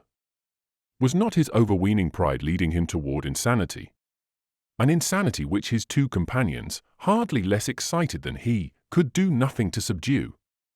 Had he not come to regard himself as mightier than the elements which he had so audaciously defied even when he possessed only an airship, the Albatross? And now, how much more powerful had he become when earth, air and water combined to offer him an infinite field where none might follow him? Hence I had much to fear from the future, even the most dread catastrophes. It was impossible for me to escape from the Great Erie before being dragged into a new voyage. After that, how could I possibly get away while the Terror sped through the air or the ocean? My only chance must be when she crossed the land, and did so at some moderate speed. Surely a distant and feeble hope to cling to. It will be recalled that after our arrival at the Great Erie, I had attempted to obtain some response from Robert as to his purpose with me, but I had failed. On this last day I made another attempt. In the afternoon I walked up and down before the large grotto where my captors were at work. Robert, standing at the entrance, followed me steadily with his eyes. Did he mean to address me? I went up to him. "Captain," said I have already asked you a question, which you have not answered. I ask it again, what do you intend to do with me? We stood face to face scarce 2 steps apart. With arms folded, he glared at me, and I was terrified by his glance. Terrified, that is the word. The glance was not that of a sane man. Indeed, it seemed to reflect nothing whatever of humanity within. I repeated my question in a more challenging tone. For an instant I thought that Robert would break his silence and burst forth. "What do you intend to do with me? Will you set me free?" Evidently my captor's mind was obsessed by some other thought, from which I had only distracted him for a moment. He made again that gesture which I had already observed. He raised one defiant arm toward the zenith. It seemed to me as if some irresistible force drew him toward those upper zones of the sky, that he belonged no more to the earth, that he was destined to live in space, a perpetual dweller in the clouds. Without answering me, without seeming to have understood me, Robert re-entered the grotto. How long this sojourn, or rather relaxation of the terror in the Great Eyrie was to last, I did not know. I saw, however, on the afternoon of this 3rd of August that the repairs and the embarkation of stores were completed. The hold and lockers of our craft must have been completely crowded with the provisions taken from the grottos of the Eyrie. Then the chief of the 2 assistants, a man whom I now recognized as that John Turner who had been mate of the Albatross, began another labor. With the help of his companion, he dragged to the center of the hollow all that remained of their materials, empty cases, fragments of carpentry, peculiar pieces of wood which clearly must have belonged to the Albatross, which had been sacrificed to this new and mightier engine of locomotion. Beneath this mass there lay a great quantity of dried grasses. The thought came to me that Robert was preparing to leave this retreat forever. In fact, he could not be ignorant that the attention of the public was now keenly fixed upon the Great Eyrie, and that some further attempt was likely to be made to penetrate it. Must he not fear that some day or other the effort would be successful, and that men would end by invading his hiding place? Did he not wish that they should find there no single evidence of his occupation? The sun disappeared behind the crests of the Blue Ridge. His rays now lighted only the very summit of Black Dome towering in the northwest. Probably the Terror awaited only the night in order to begin her flight. The world did not yet know that the automobile and boat could also transform itself into a flying machine. Until now, it had never been seen in the air. And would not this 4th transformation be carefully concealed until the day when the master of the world chose to put into execution his insensate menaces? Toward 9 o'clock profound obscurity enwrapped the hollow. Not a star looked down on us. Heavy clouds driven by a keen eastern wind covered the entire sky. The passage of the Terror would be invisible, not only in our immediate neighborhood, but probably across all the American territory and even the adjoining seas. At this moment Turner, approaching the huge stack in the middle of the Eyrie, set fire to the grass beneath. The whole mass flared up at once. From the midst of a dense smoke, the roaring flames rose to a height which towered above the walls of the Great Eyrie. Once more the good folk of Morganton and Pleasant Garden would believe that the crater had reopened. These flames would announce to them another volcanic upheaval. I watched the conflagration. I heard the roarings and cracklings which filled the air. From the deck of the Terror, Robert watched it also. Turner and his companion pushed back into the fire the fragments which the violence of the flames cast forth. Little by little the huge bonfire grew less. The flames sank down into a mere mass of burnt-out ashes, and once more all was silent and blackest night. Suddenly I felt myself seized by the arm. Turner drew me toward the Terror. Resistance would have been useless. And moreover, what could be worse than to be abandoned without resources in this prison whose walls I could not climb? As soon as I set foot on the deck, Turner also embarked. His companion went forward to the lookout. Turner climbed down into the engine room, lighted by electric bulbs, from which not a gleam escaped outside. Robert himself was at the helm, the regulator within reach of his hand, so that he could control both our speed and our direction. As to me, I was forced to descend into my cabin, and the hatchway was fastened above me. During that night, as on that of our departure from Niagara, I was not allowed to watch the movements of the Terror. Nevertheless, if I could see nothing of what was passing on board, I could hear the noises of the machinery. I had first the feeling that our craft, its bow slightly raised, lost contact with the earth. Some swerves and balancings in the air followed. Then the turbines underneath spun with prodigious rapidity, while the great wings beat with steady regularity. Thus the Terror, probably forever, had left the Great Eyrie, and launched into the air as a ship launches into the waters. Our captain soared above the double chain of the Alleghanies, and without doubt he would remain in the upper zones of the air until he had left all the mountain region behind. But in what direction would he turn? Would he pass in flight across the plains of North Carolina, seeking the Atlantic Ocean? Or would he head to the west to reach the Pacific? Perhaps he would seek, to the south, the waters of the Gulf of Mexico. When day came, how should I recognize which sea we were upon, if the horizon of water and sky encircled us on every side? Several hours passed, and how long they seemed to me! I made no effort to find forgetfulness in sleep.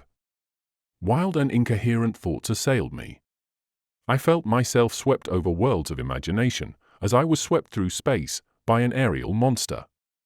At the speed which the Terror possessed, whither might I not be carried during this interminable night? I recalled the unbelievable voyage of the Albatross, of which the Weldon Institute had published an account, as described by Mr. Prudent and Mr. Evans. What Robert, the conqueror, had done with his first airship, he could do even more readily with this quadruple machine. At length the first rays of daylight brightened my cabin. Would I be permitted to go out now, to take my place upon the deck, as I had done upon Lake Erie? I pushed upon the hatchway, it opened. I came halfway out upon the deck. All about was sky and sea. We floated in the air above an ocean, at a height which I judged to be about 1,000 or 1,200 feet. I could not see Robert, so he was probably in the engine room. Turner was at the helm, his companion on the lookout. Now that I was upon the deck, I saw what I had not been able to see during our former nocturnal voyage, the action of those powerful wings which beat upon either side at the same time that the screw spun beneath the flanks of the machine. By the position of the sun, as it slowly mounted from the horizon, I realized that we were advancing toward the south. Hence, if this direction had not been changed during the night, this was the Gulf of Mexico which lay beneath us. A hot day was announced by the heavy livid clouds which clung to the horizon. These warnings of a coming storm did not escape the eye of Robert when toward 8 o'clock he came on deck and took Turner's place at the helm.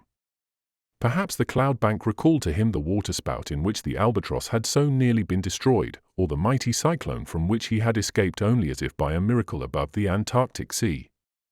It is true that the forces of nature which had been too strong for the Albatross might easily be evaded by this lighter and more versatile machine.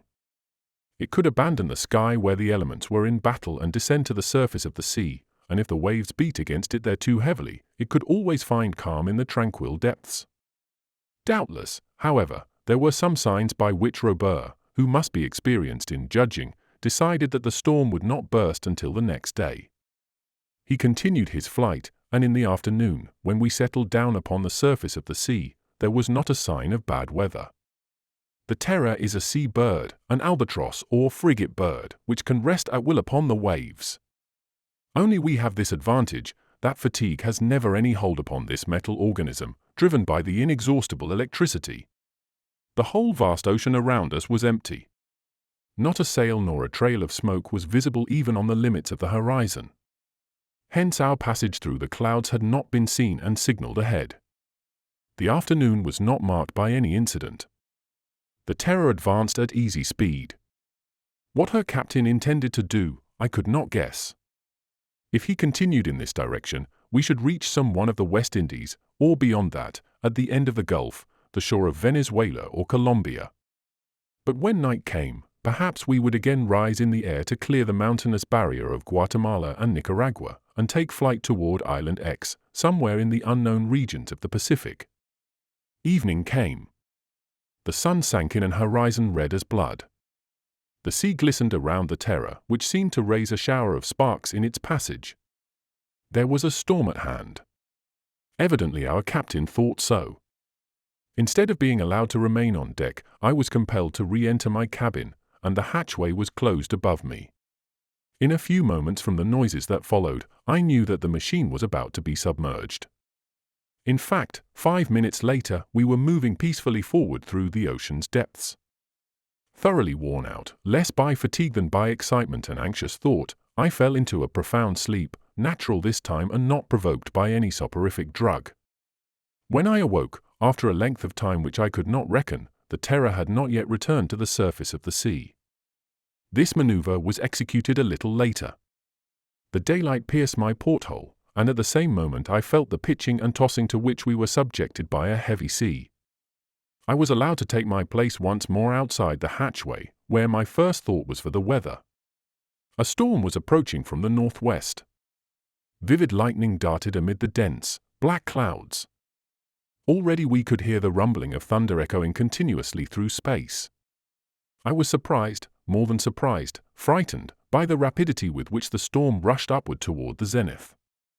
Scarcely would a ship have had time to furl her sails to escape the shock of the blast, before it was upon her.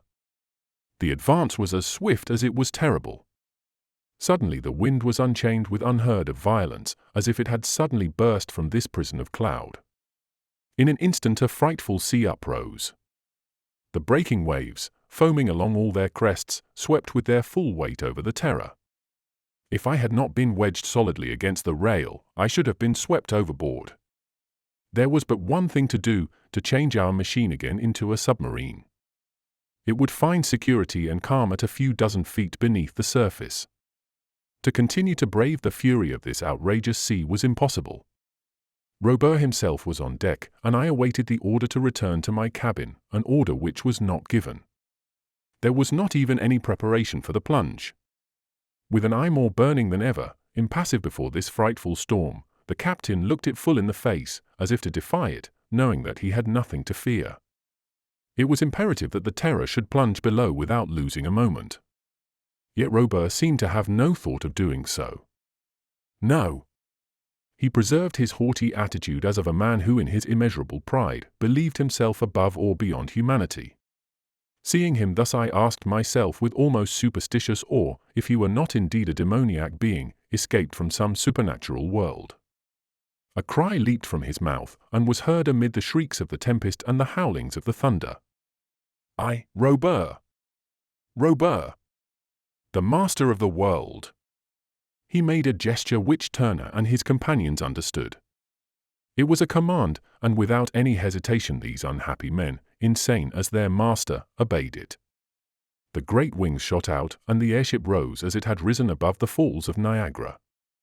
But if on that day it had escaped the might of the cataract, this time it was amidst the might of the hurricane that we attempted our insensate flight. The airship soared upward into the heart of the sky, amid 1,000 lightning flashes, surrounded and shaken by the bursts of thunder. It steered amid the blinding, darting lights, courting destruction at every instant. Robert's position and attitude did not change. With one hand on the helm, the other on the speed regulators, while the great wings beat furiously, he headed his machine toward the very center of the storm, where the electric flashes were leaping from cloud to cloud. I must throw myself upon this madman to prevent him from driving his machine into the very middle of this aerial furnace. I must compel him to descend, to seek beneath the waters a safety which was no longer possible either upon the surface of the sea or in the sky. Beneath, we could wait until this frightful outburst of the elements was at an end. Then amid this wild excitement, my own passion, all my instincts of duty, arose within me. Yes, this was madness. Yet must I not arrest this criminal whom my country had outlawed, who threatened the entire world with his terrible invention? Must I not put my hand on his shoulder and summon him to surrender to justice? Was I or was I not Strock, Chief Inspector of the Federal Police? Forgetting where I was, 1 against 3, uplifted in mid-sky above a howling ocean, I leaped toward the stern, and in a voice which rose above the tempest, I cried as I hurled myself upon Robert, in the name of the law, Suddenly the Terror trembled as if from a violent shock. All her frame quivered, as the human frame quivers under the electric fluid. Struck by the lightning in the very middle of her powerful batteries, the airship spread out on all sides and went to pieces. With her wings fallen, her screws broken, with bolt after bolt of the lightning darting amid her ruins, the Terror fell from the height of more than 1,000 feet into the ocean beneath. Chapter 18. The Old Housekeeper's Last Comment. When I came to myself after having been unconscious for many hours, a group of sailors whose care had restored me to life surrounded the door of a cabin in which I lay. By my pillow sat an officer who questioned me, and as my senses slowly returned, I answered to his questioning. I told them everything. Yes, everything.